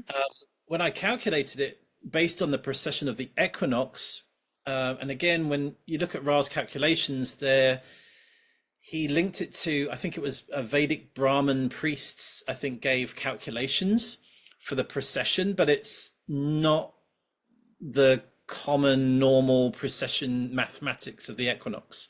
So that's why for me it's not geometrically, mathematically, astrologically as aligned as what I have calculated, but it's, these things are, you could say, huge pieces of time. But that's why I say that we've already been in 55 for 200 to 300 years. Whoa. So when we're thinking about 2027, really we should be thinking about the completion of 55. Like, how do we complete the lesson of 55? We are already living in it. We are in the tower moment. Our lives are the tower moment of the wheel. And so what is that showing us? It's showing us that the tower is the spine, right? It is your integrity. It's the lightning bolt is the Vajra lightning of the nervous system through your body, And so this is why I connected all of the star codons. I don't use the body graph from Human Design. As I mentioned, I created my own version of, actually linked all of the star codons throughout every vertebrae, because that weaves it into the nervous system. And so, of course, that nervous system connects into the organs, connects into all of the body, but how the star codons are woven into the spine gives us really beautiful access points in the spine to work with. And obviously you can connect to chakra points there as well. And so that spine is the tower. And so we know that at each of the star codon points, if you have issues in certain organs or chakra points or issues in your back, like actually if your back is twisted or you have distortions, we know exactly which point in the star codons, which point in the astrology, that is what you need to work with, heal, and do. And so it's a beautiful new technology to be able to work with your body. And you can feel your spine, just by your, as you know, you did Kundalini yoga, right? So it's all about the central channel, right? Like Right. this heaven and earth through the heart, like how to purify the central channel. It's known as the Vajra or the Brahma Nadi, which is essentially the lightning stalk, is the stalk of the lotus, that goes through the spine. Mhm. So this is why it's the star codon of lightning. It's about the integrity of the spine. And when you have that, even when things are falling around you in your life and collectively things are falling apart, you hold your spiritual and earthly embodiment with integrity. You don't falter out of alignment. You don't tumble. You don't crash. When things happen, you're like, okay, let me breathe into this. Let me check in. Like, you don't go into chaos because your spine is straight. You're aligned. So that's really what humanity has to learn. We have to self-cultivate this, right? Like as you've been Yes. teaching Kundalini yoga, it's a process, and each notch of the spine is an amino acid point, is a connection to an astrological point, is a connection to a star, is a connection to the DNA, to the archetypes. And so as we are moving up the spine, and I did that because I found a secret sequence within the I Ching that allows the Shakti to open through the spine. And so this is what I mapped so that as you're raising the Kundalini energy, you can access the full potential of your mother father tantra, the maternal and nuclear DNA. Oh my God. This is like I literally I have no words. Whoa. I'm just blown away. My mind's just blown right now.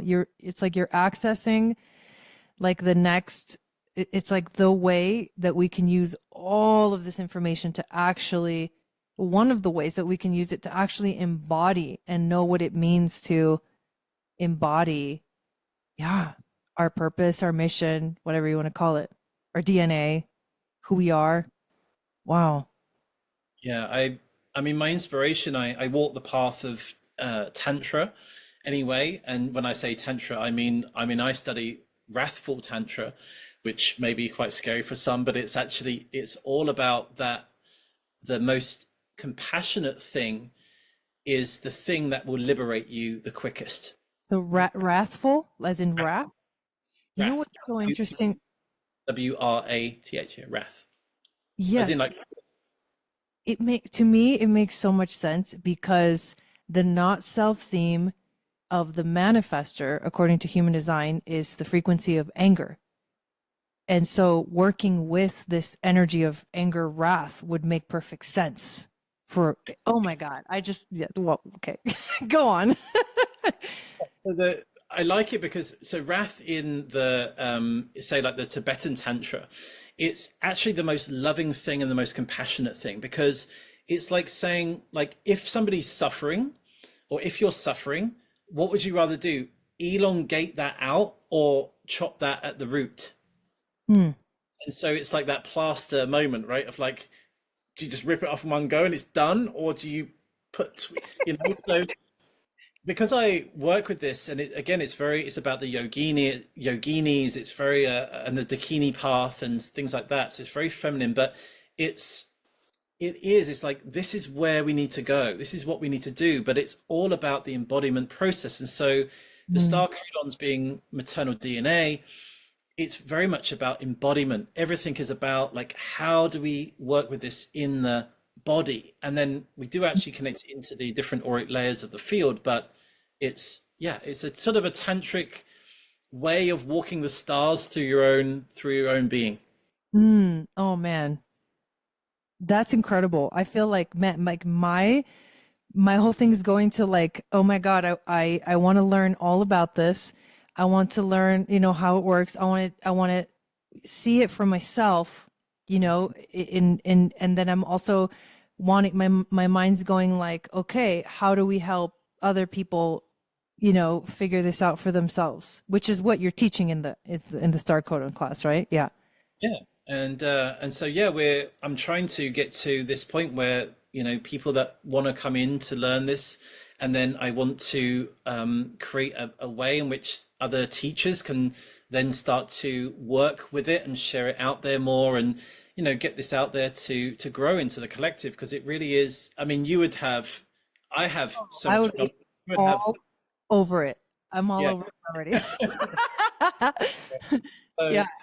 yeah, it's just it's a beautiful thing, and we're by the time at the end of the year we would have done the first year of it, and so I'll be really happy when it's all 1 year we've gone through it and it's all completed, Yeah. and then yeah, we'll see what happens this Lionsgate. It'll be the third anniversary for me, so Ooh.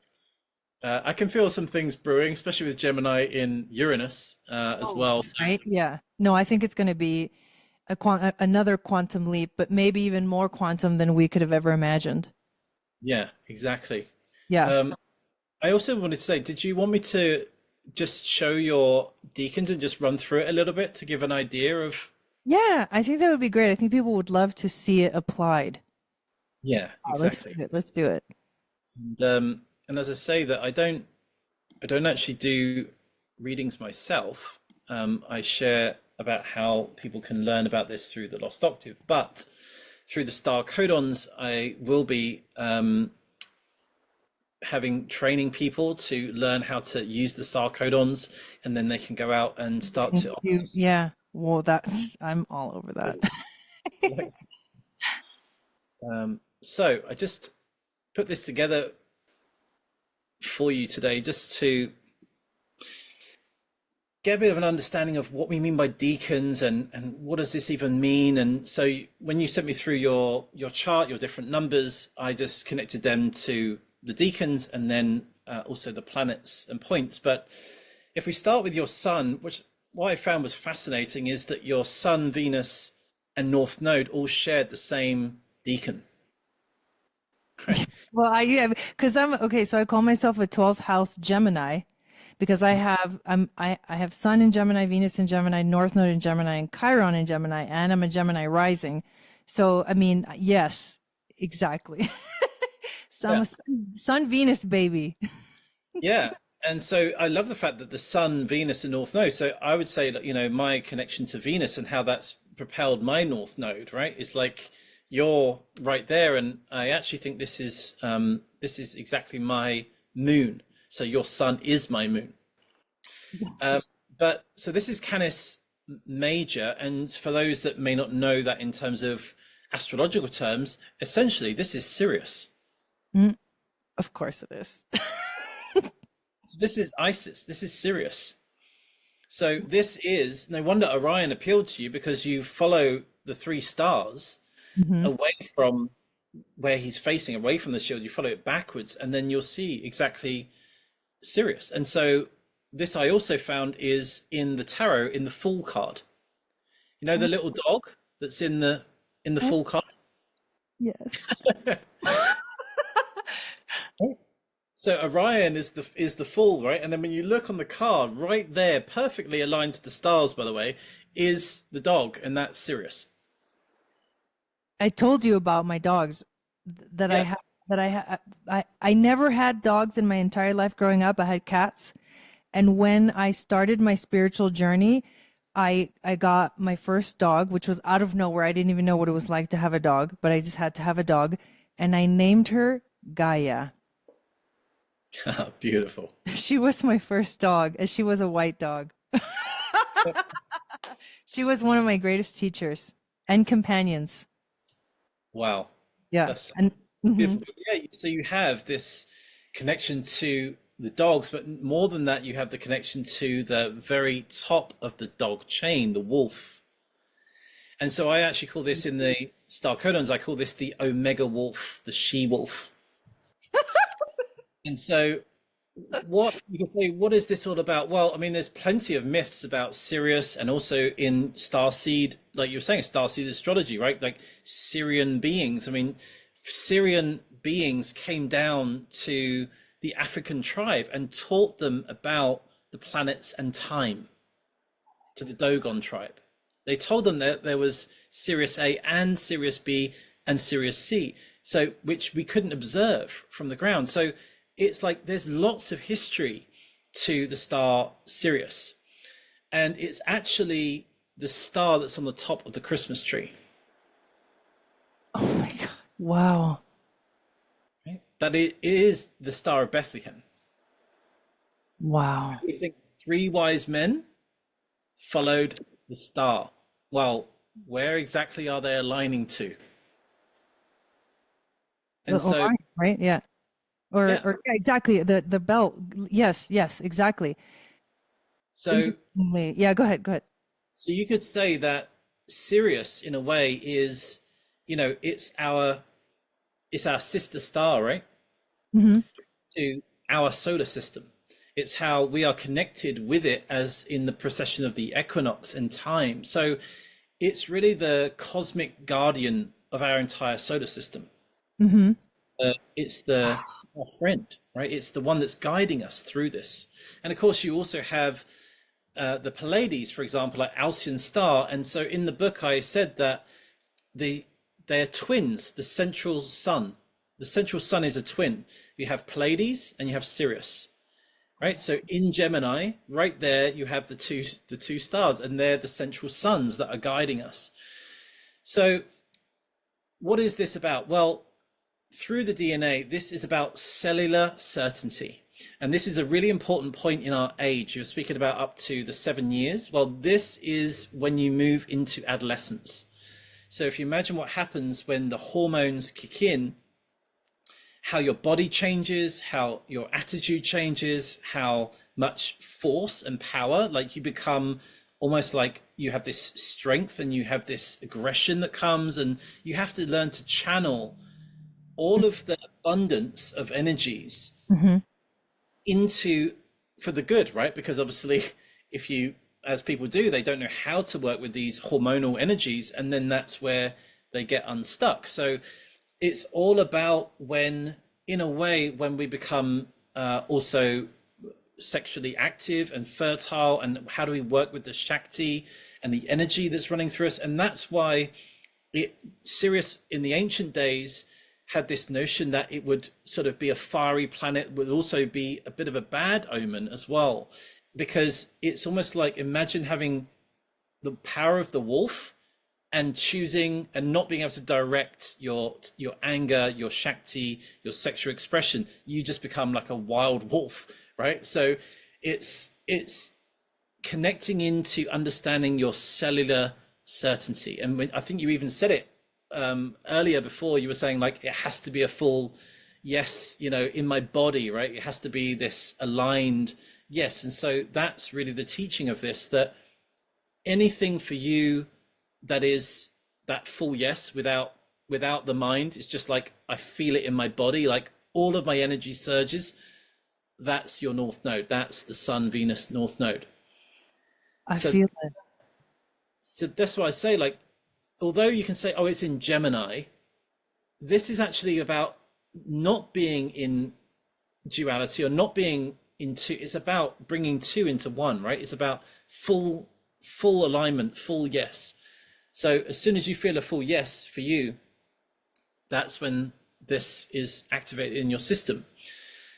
And so we'll go through this. Like, what I loved is the opposite obviously is your Earth, which I call your Earth Day, and which is opposite your Sun. And so what is mythologically perfect about this is that although this is Earth, well, of course, as you just said, Gaia, right, is the name, the mythological name for Earth. Well, Gaia is the wife of Uranus. Of course. So, and so when they came into their union, Uranus being the father of heaven or father of sky, so you have the father of heaven and the earth mother, right, in your embodiment. So you are like mother, father, tantra. That's your embodiment. And then how do you apply that? Well, it's through aura. And aura is the altar. And remember, I was saying, as we spoke before with you, is that my initial vision for you was it's about medicine circles, sacred space, medicine circles.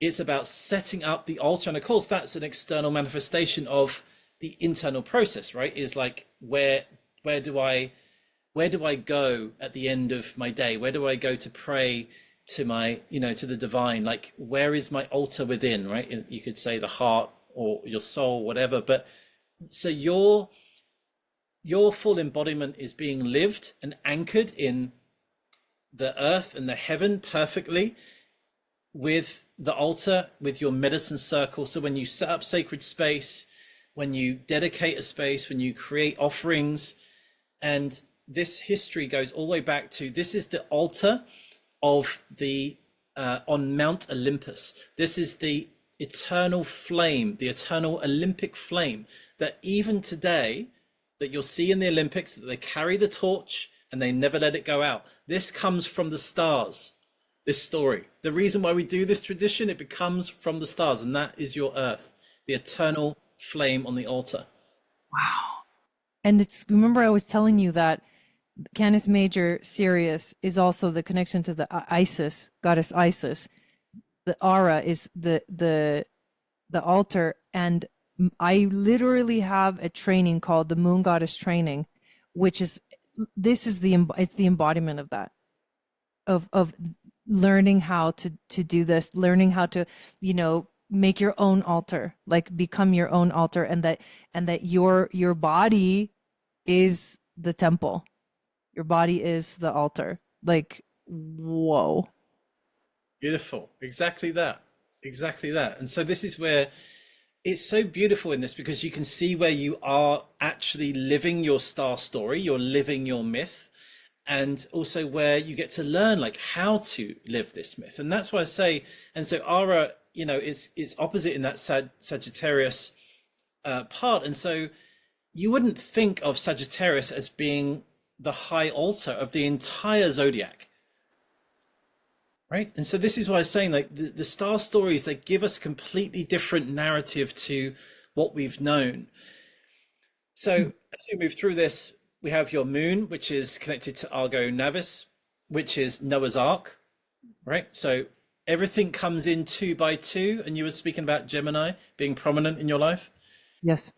So this is all about, this story of everything coming in 2 by 2 is the story of the stars, right? Because we have 2 dogs, 2 bears, 2 birds. It's like all of this is all about, like, as we move through the zodiac, we are moving through the 2s of everything. And of course, that's connected to the DNA, that everything is done in this 2s, and the hexagrams of binary codes, of the astrology of working in their opposite. So this is all about how to see the duality as a spectrum, right? Like how to bring and link them, which is essentially that Gemini energy. So this is all about, and also you have deep reverence for, for animals. This is also, think about Noah's story, is that he had to pioneer, right? When everybody thought he was mad, like it's not gonna rain. Like, why are you building this huge And it's like God has told me, like the divine has told me, like it's gonna flood, like we're gonna all die. And so I'm creating this to save, the animals, to save the genetic line. That's really what it's trying to say, is it's as we mutate, then this is preserving the gems of teachings that we've learnt. So this is like, I would say for you in this, your moon sign, it's very difficult for you to say anything other than the highest truth, right? Because it's like you're trying to preserve the sanctity of words, of wisdom, and that's that whole, it comes through your emotional ability. And of course, it's in Cancer, right? So it's got the love and the care of humanity. So your emotional it's also going to be pretty tough emotionally because it's like also weathering the storm of the full entirety of the emotions of humanity. Hmm.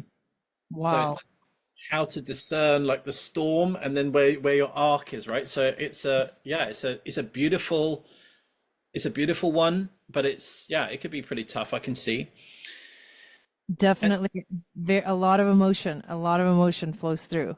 And a lot of it is I'm feeling it for the collective. yeah, exactly. And that's and do you know one of the fun facts about this story is that there's only one window in the arc. Uh-huh. Do you know where it is? No. It's in the roof. I figured where would it be? I had a moment of like, where would it be? It's in Okay, the on the roof. it's in the roof because then you can navigate with the stars. Oh my God. Wow. So this is how all the naval ships, and of course all ships, and this is where we get the word like birthing from, right? That's a feminine word, but to birth, but you also birth ships, and you have the birth canal, and the canal is all water, and so all ships are named after women. Oh wow. Right? So when people buy boats, they give it a name, and it's all always feminine, as it's like a sign of good luck because it's all connected to the waters. And so this is about what you're birthing into the collective, and you're doing it by navigating the stars. Oh my God. I love these images, by the way. I just want to say these Oh, images are very, they're activating. oh, thank you. Yeah, that's exactly what I spend much time putting into them so that they are a transmission for themselves to gift you codes. Mhm. And yeah, we'll go through this, but I would say like the South Node, for example, that's where you get your music from. You've been a musician for hundreds of past lives. That's why it just is, it's in your, the rhythm is in your bones, and that's probably why you were born in Argentina, to remind you of the rhythm of your soul. So this is Lyra is the harp, right? Mhm. But it's the harp of Apollo, the sun. So it's the sun's music. It's the sound of the sun, right? And so it's looked after by the guardian, which is Aquila, which you actually have as Jupiter, right? So this Can I is tell you a story, a little side story about the eagle? So when I first, when I first, my awakening began when I was invited to a peyote ceremony, a Native American peyote ceremony, and it was the intention was women that the gathering of the women to bring more women into the circle. And right around that time was my progressed new moon, which was about 14 and a half years ago, and it was in Cancer, so that the feminine, the moon, the goddess, all of that. So that was the beginning of my journey. And at that very first ceremony, I was gifted an eagle feather. And I was told like that this was my medicine.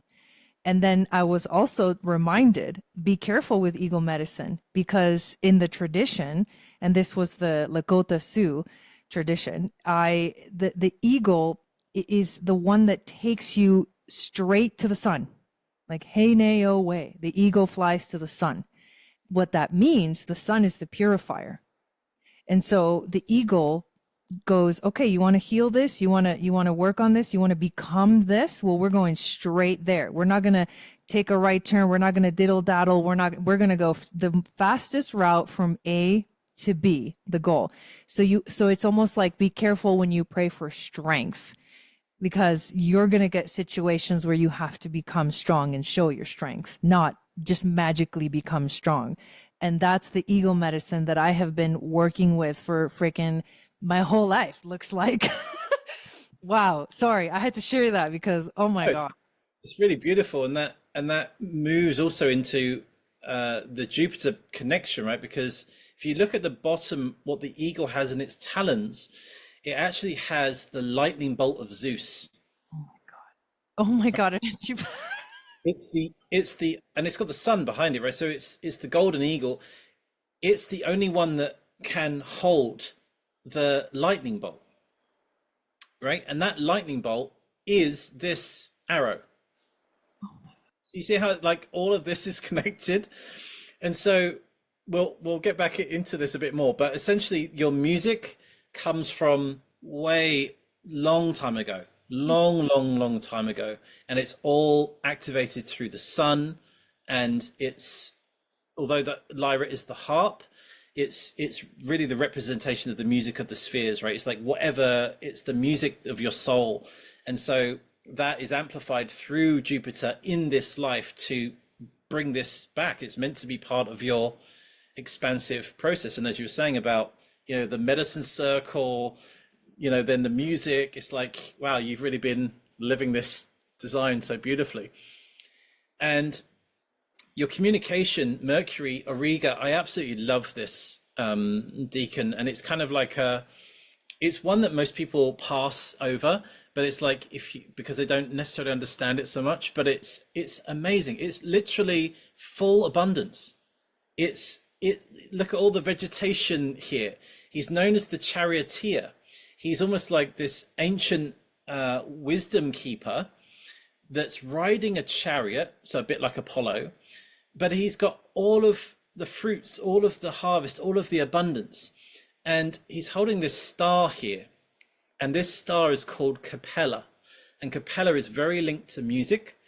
And this is all about the cornucopia. This is about not just earthly abundance. This is full spiritual abundance. So the way in which you relate and communicate is all about the fullness, not just like playing small. It's about the entire cosmos, right? And your access to the whole network. It's like you're plugged into the internet of the ether, right? It's like you just want to share like it all. So, and you've got plenty of wisdom in there. It's like, it's known as the Good Shepherd, right? So what happens is, I'll tell you this little gem of a story just quickly in this, is that in his arms, you'll see a little goat in here. Uh-huh. That's the goat of Capricorn. Oh. If you think about the wheel, when you're in Capricorn, if you think that the wheel was the other way around, so the Capricorn would be at the base, Capricorn as the goat climbs the mountain of the astrological wheel, and once it reaches Taurus and Auriga, just before Gemini, it climbs into the arms of the Good Shepherd, and it no longer has to climb and work anymore. It's found the abundance. And so when you look at things like your Neptune in here, and also your Jupiter, that's all in Capricorn. And so all of this effort, your Jupiter and your Neptune, all of that is wrapped up when you find the abundance of your expression communication, right? So in a way, you could say that Jupiter and Neptune is channeled through your Mercury. And that's why the goat can rest, and it just enjoys this being charioteered around the zone, This is amazing. Yeah, and so that makes sense about why you're communicating, right? Why you do what you do, right? And why you share so in depth with your readings, and you go into the progression. You want to sort of transcribe the whole cosmos, to gift it to people, which is beautiful. And then, of course, you have your Mars and Saturn. Remember, I was saying this is Orpheus, and now you can see it, right? If you take this S and you put it, you see the Sophie, Yuku. Mm-hmm. This is why you were a Kundalini, why you took Kundalini yoga. Wow. It was your karmic path, and this is how you channeled your full Shakti energy. Of course it is. So Saturn's the process. Teach me how to do it. Mars is, I've got the power to do this. I'm a dragon, right? Like, I need to know how to tame this dragon in the right way, because otherwise I can be destructive with this power, right? It's like Ooh, a live wire. holy. So this is why the Orpheus says the dragon is the Kundalini, and this is why you did the Kundalini yoga, and this is why in this part of the wheel, I then changed what the bigrams of the hexagrams mean. So in this, when you have all yang lines, we think of all yang lines as male, right? As heaven. Mhm. Through the star codons and maternal DNA, all yang lines are actually Shakti. Wow. So when you think about that, think about when you're in this part of the wheel with Stargate 1, instead of seeing it as that's all father energy, that's all yang, like that's all father of heaven, see it as it's all Shakti, it's all Kundalini. Now you can see why your Mars and your Saturn directed you into that Kundalini process, so that then the end of the dragon's head, what is above the dragon's head in the stars but the crown? Oh my God. This is the seventh line, the crown chakra. So Whoa. your Mars and Saturn, this lineage of how to, and then this is what I need to apply and channel my full creative Shakti, that is all directed so that you can transform in your Pluto Wow. crown into seeing the whole thing. This is the crown of the entire zodiac, and this is in Libra, right? And so this is Venusian, the Venus crown. That's really what all of this Kundalini yoga was for, was so that you could place the seventh line, the Venus crown, not just upon your head, but in your heart. That is your rebirth transformation process. And so every transformation that you go through, it's all about how would my royal line see this? How would my higher self see this situation? Any transformation that you go through. That's what Corona Borealis is all about. And so, you know, we're obviously just touching on like the themes of how this works, but you can see it's actually very beautifully woven together in all of this. Yes. And the last part I'll say is just this Neptune, this Sagitta, this is that lightning bolt, this arrow. And this arrow is like, it's what I call the coup de grace, the mercy blow, right? So when we were saying about that, the wrathful tantra, like, do I want to prolong this, or do I just want to be done with this, right? And so this is telling me that your Neptune is that fast teacher. It's saying like, you think that you're in this delusion, I'm just going to come and wipe out your whole belief system, right?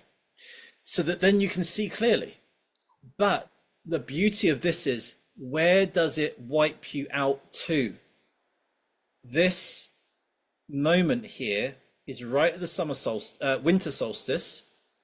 And as the sun dies on winter solstice and goes into the tomb for 3 days, where does it go? It goes and returns back to the mother womb, the black goddess. So what does Neptune offer you? It offers you the opportunity to release all of your beliefs that you have about things and to return back to the mother's womb, to rest, and then to be healed, to be flooded with love, so that then your maternal wisdom, your motherly wisdom can start to come out as you rebirth yourself again. Oh my God. I'm literally crying. This is phenomenal. This blew my mind. I have felt all of these things. Like, the thing that I love is, you know, when you know, because it lives inside of you, I go and I have, and I do readings with people and I tell them like you know more than anyone else. Like I can give you all this information, but you know more than anyone else because you are the living embodiment of this chart, of this thing that we're talking about. And it's amazing to watch people go through the process of like, oh my God, like I knew that about myself, but now you just brought it to so much more truth and knowing that that it gives people, it inspires people, you know? And this is how I know, now I really know more than ever that this is such has the potential to like bring healing, to bring awakening, to bring awareness, to like this is what we need. We need this. We need this. So I'm blown away. Everything that you've shared is just there's literally no words. I can't wait to learn all of this. I want to learn all of this. And I can promise you that my community is gonna freaking love you. Like, and I told them we were gonna do a podcast and they're like, I can't wait to hear it. And I know this is why. Like you have brought something so magical. Like just thank you. Like thank you for just being open, to receive. Thank you for like not falling for the conditioning and just throwing yourself into it. I think it's really beautiful, and it's such a also beautiful example of that manifester energy that is like this is what I'm going to do. I know it, and there's nothing in the way of me bringing this. So it's so powerful. And that reading, I'm telling you, like you just literally confirmed my whole life, my entire healing journey, like why I'm here, where I come from, what's behind like the power. Like I felt like it's showing me my powers, like behind what who I am. It's like this is the backing. This is what's backing you, like these energies. So wow, I'm Oh, blown away.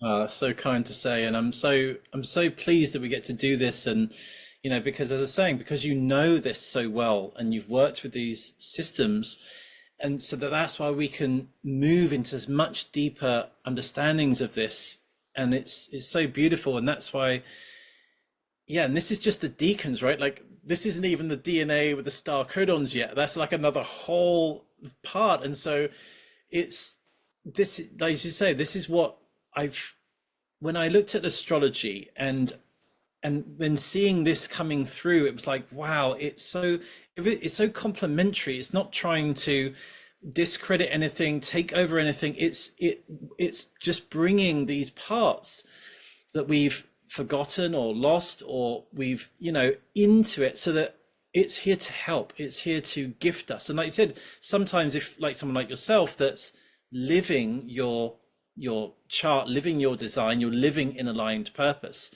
then it often becomes just lots of confirmations, Right. right? Ah, I always wondered that. Oh yeah, that did always feel, and that's also a beautiful part to our healing as well. And then to people that have no idea of what they're meant to do, where they're meant to go, this is how you start to bring it all in, and it makes sense. And I think, stories are our most ancient technology. Mm. Hmm. And when we read stories to children, when we tell jokes, which are like stories, like this is how we communicate from the heart, with humor, with love, and we've approached things like tragedies and like Shakespeare and plays. It's all through this verbal, human to human conversation of like how we interpret the stories. They're not written in stone, they're written in the stars, and they're here to be co-created with. And so I'm so pleased that we did this and I could share this. And I absolutely love your star story, by the way. It is such a beautiful story, and so linked to all of I can feel this timbre of music that just flows through your whole script. And hopefully this has given people an idea of a deeper sense of how to work with this and how to get into this work. And Yeah, I'm so pleased, and thank you so much for inviting me on. I really feel like we've aligned so great, and it's so great to speak with you. And I feel like we could just go on for hours and I hours diving in. Yeah, I know. We probably could.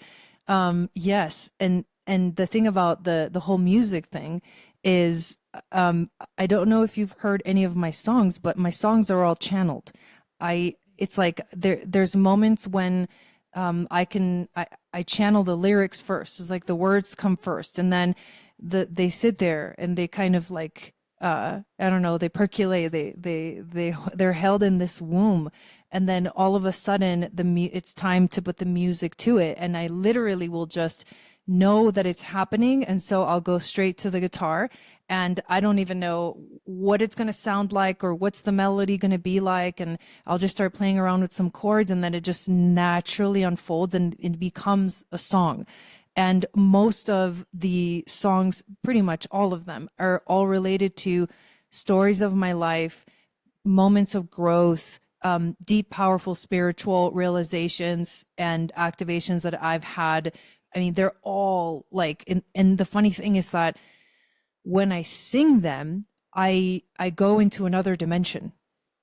Yeah. Like I can't even, it's almost like I just disappear and I'm in another place, and I'm like, where, I'm like, I open my eyes and I'm like playing and people are watching, but I'm like, I went somewhere.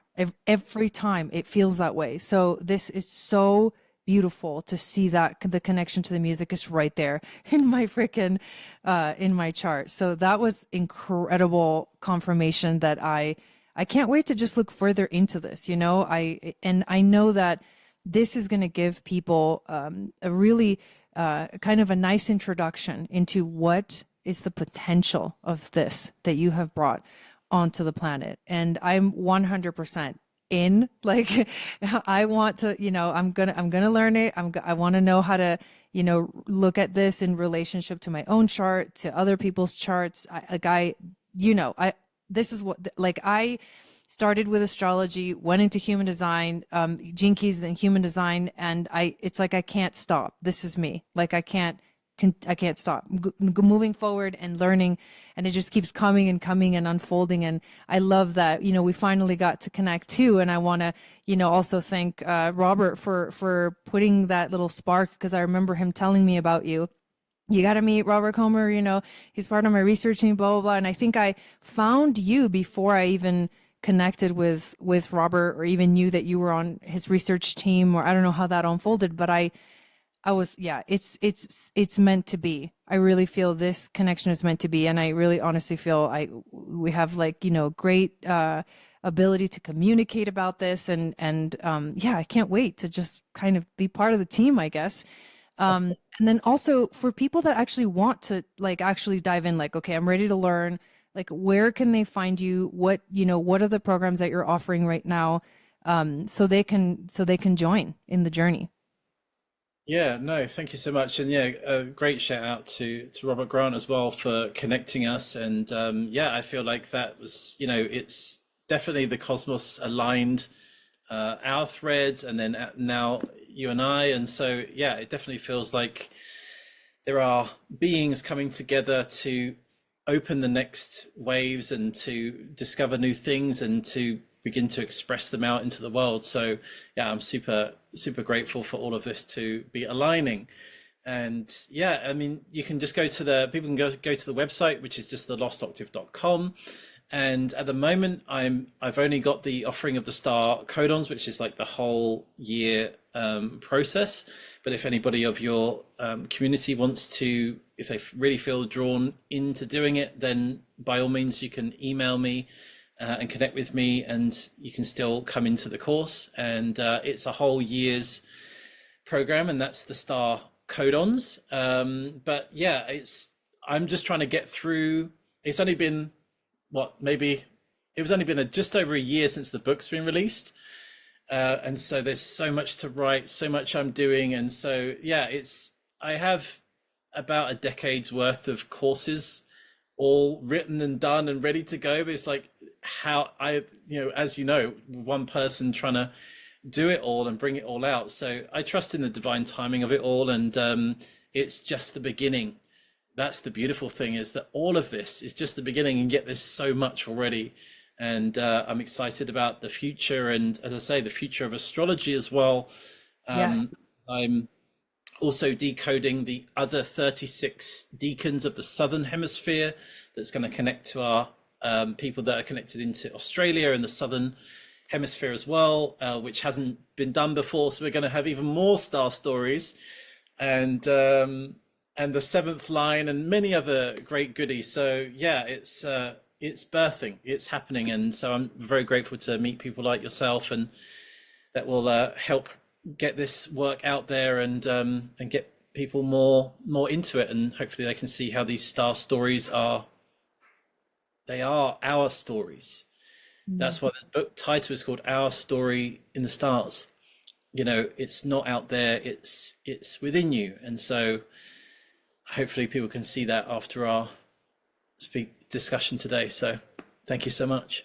Yes, and thank you again. And you're so welcome. And I'm so excited for the journey of this to continue unfolding and moving, forward. It's amazing to truly be in connection with others that are really at the cutting edge of this huge shift here in the collective. So thank you for coming on the podcast, and thank you everyone for listening. And until next time, Sat Nam, everyone.